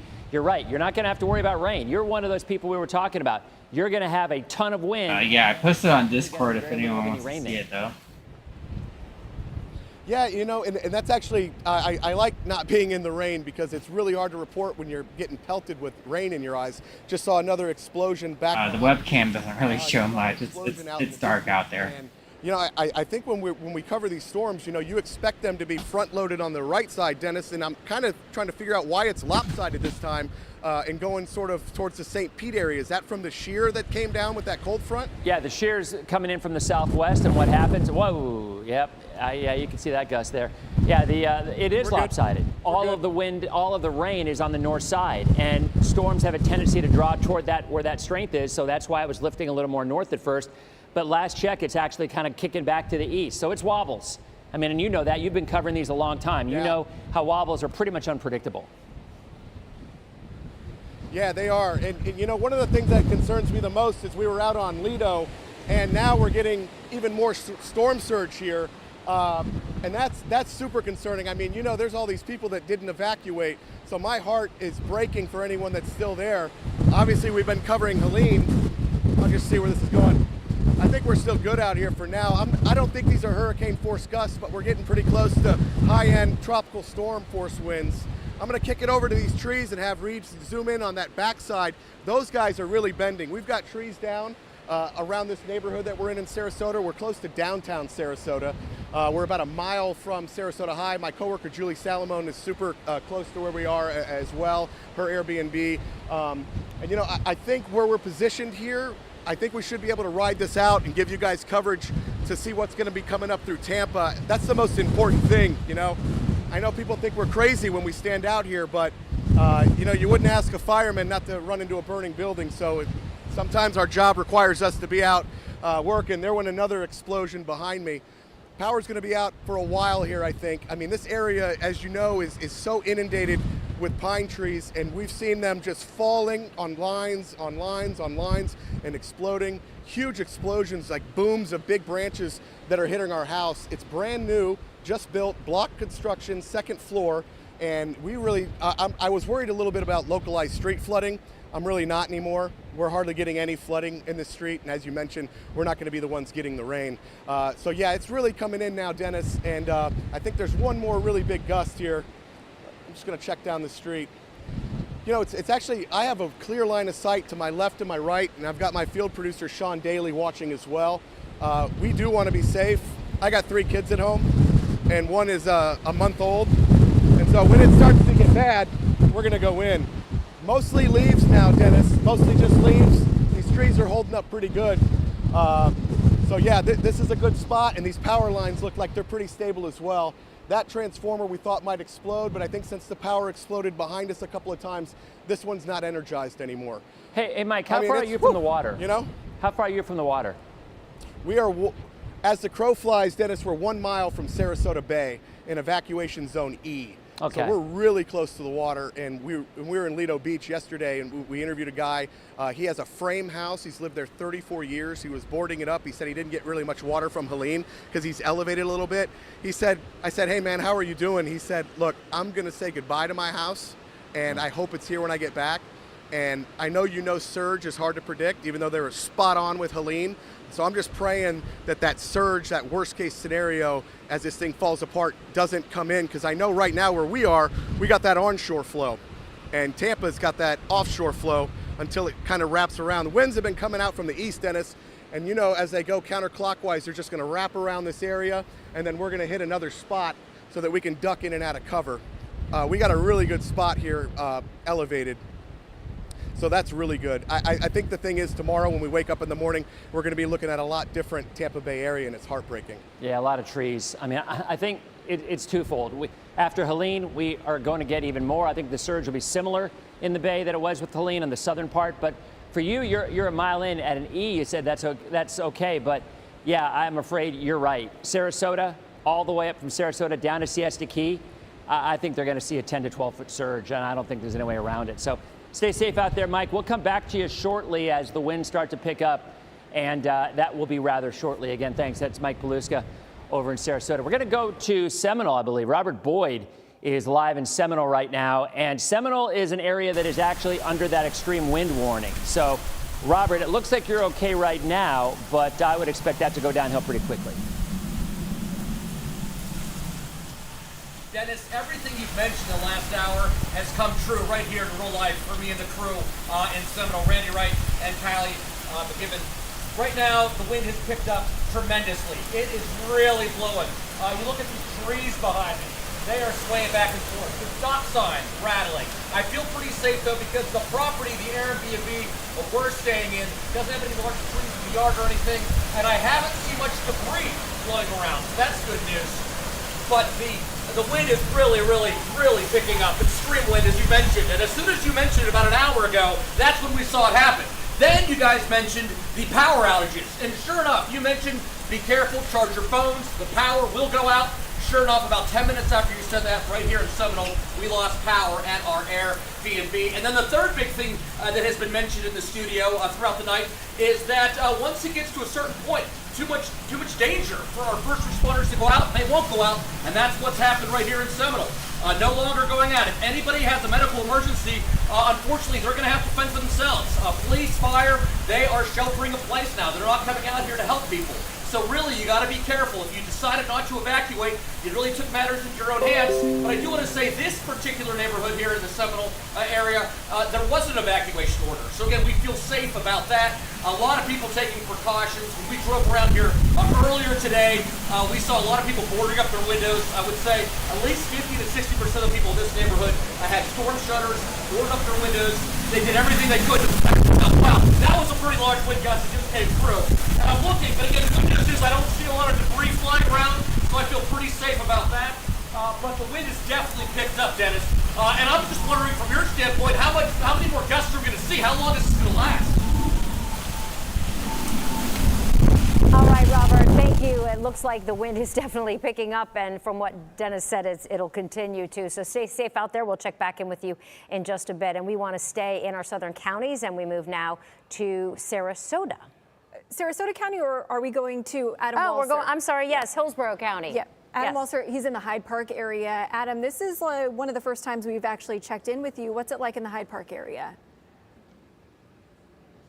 Well, the Hyde Park area is pretty much a ghost town. Normally this time of night it would be hopping with all the restaurants, all the businesses here, but right now it's a ghost town pretty much. We're staying at a small hotel called the Pally House Hotel, and it's filled with people, actually a lot of them who lost their homes or had significant damage from Hurricane Helene. They've been staying here for the last week and a half or so since they moved out to get to repair, so they're seeking refuge, and a few other people who I talked to who live down the hill. We're at a High Point here in High Point, but a few of the people who live closer to the bay in those houses that are maybe 100 years old, they also came to this hotel to seek refuge because of that fear of that storm surge. We don't know exactly what we're going to see there, but we have seen a significant amount of rain. We've seen the rain come down constantly. We've seen some squalls, really heavy winds and heavy sections of rain. As we drove around throughout South Tampa today, we saw there's still those piles of debris. So of course, with all the heavy wind moving that stuff into the roadways and all the rain, it should cause some flooding in this area. But right now, it's we haven't seen the worst of it yet. We're just seeing occasional rain. Back to you guys. All right, thank you, Adam. We want to go back now to our southern counties because they are truly experiencing the most right now. That's right, and Paul Lagrone is out in Bradenton. And Paul, last time we saw you, you were having power outages around you. Power lines were down. What's it like now? Power is out. Power is out in this neighborhood. We have a generator, so we're able to continue to broadcast live to you. But yeah, the neighborhood is in the dark right now. These lights you're seeing are from us and our generator. We saw the wind has been consistently strong. This is nothing compared to what it was literally 5 seconds ago. So any moment now we could see a huge gust come in. It is all wind and hardly any rain. We're in Bradenton, a few miles south of the Manatee River. Okay, I want to go this way. Yeah, all right. So yeah, just showing you around as far as the lights will take me. You see those trees whipping in the background, and that's our primary indicator of how strong these winds are. And again, literally at any second, we could get another punch here of wind. We're surrounded by water in the sense of the Manatee River is to our north, and the intercoastal is to our west. Heavy, heavy rainfall for hours until about 45 minutes ago, and it switched to all wind. I'm just shielding my eyes because I want to make sure that nothing's coming off of that roof. About 20 minutes ago, we saw several explosions and sparks. The power lines basically lit up, went out, and that's when the power on this block basically went out for everyone. Our friends over there, Carl and Gigi, they might be watching us if they have a generator, but I don't think they are. We talked to them live on the air when you guys last came to us. It's almost like the rain is being sprayed above us, and it's all wind. We are starting to get a little bit more rain right now, but mostly this is a wind event at this moment here. Of course, the storm surge is a different story because we already know that the Manatee River is flooding, and the streets near and along the Manatee River are underwater right now. We knew that before the sun went down. The police department here in Bradenton put that information out. And of course, the storm surge is the story that we're going to have to continue to monitor. Wind damage, I will say so far, we haven't seen anything, even though the wind has been strong. So far, these trees have held up, and so far, these homes have not seen it. I have not seen anything come off the homes or hit anything. The signs have remained intact. So despite the strong wind, even though we see some things waving in the wind, so far so good in that regard. But yes, now you're riding out a hurricane without power in the dark in Bradenton, as so many others are throughout the greater Tampa Bay region as Milton makes landfall here. I will say this, you know, we did see somebody ride their motorbike right through the street here right after our last live shot with no helmet or cover on. So you could say well, Paul, you're doing the same thing. You're out in a hurricane, and okay, maybe you got a point. But I just don't want to see anyone. I don't want to see anyone get hurt. Obviously, I want everyone to make it through this thing. So as I come back your way, I think right now people are hunkered down. They're where they're going to be to ride this thing out.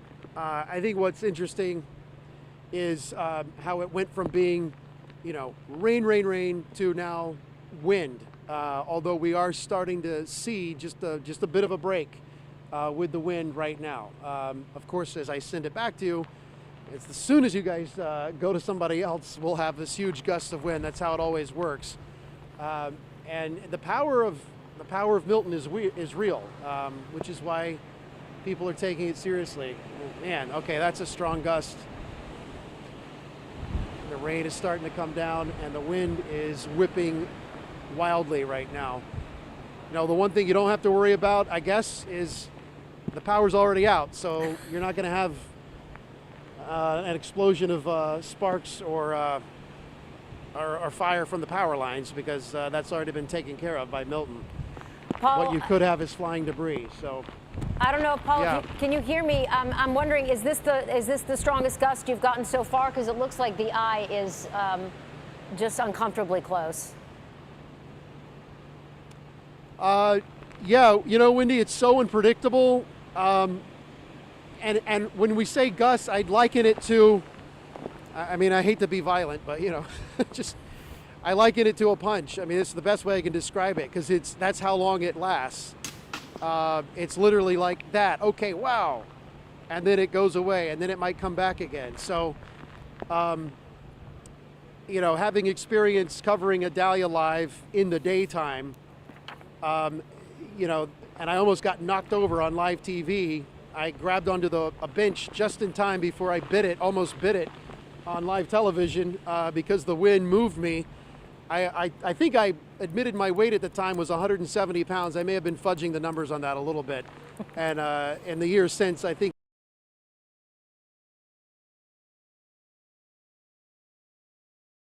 Whoops, I turned it off. Anyways, I'm just going to show you a tree that fell over. So, yeah, that was in my front yard, so. Yep, rip tree.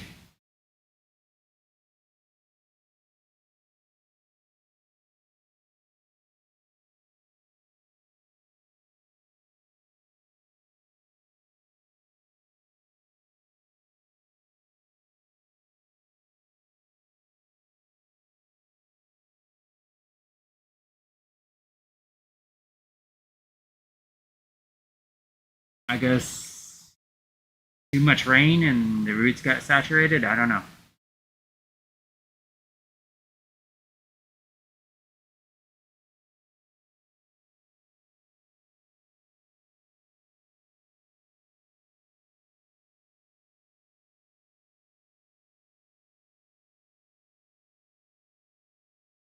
It's getting too dark out for me to do anything going outside. It's getting too dangerous.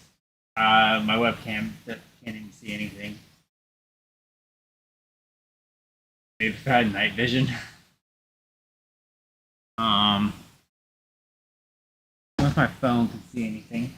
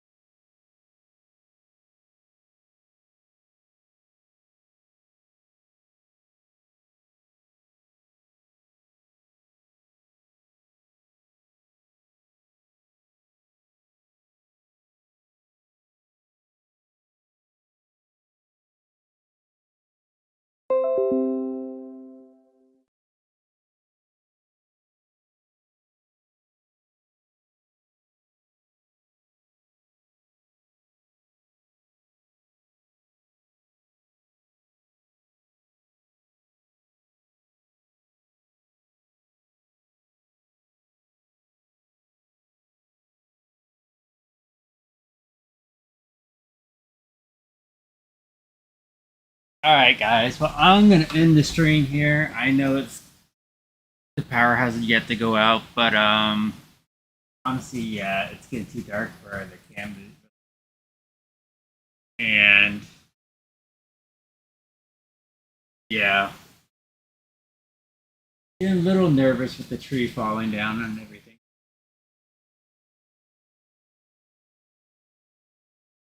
I'll continue to post stuff on my Discord if anyone wants to join.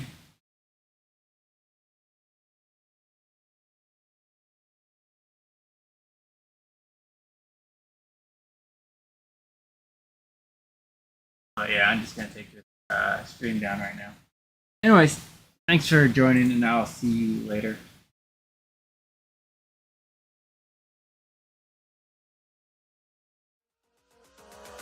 We'll be right back.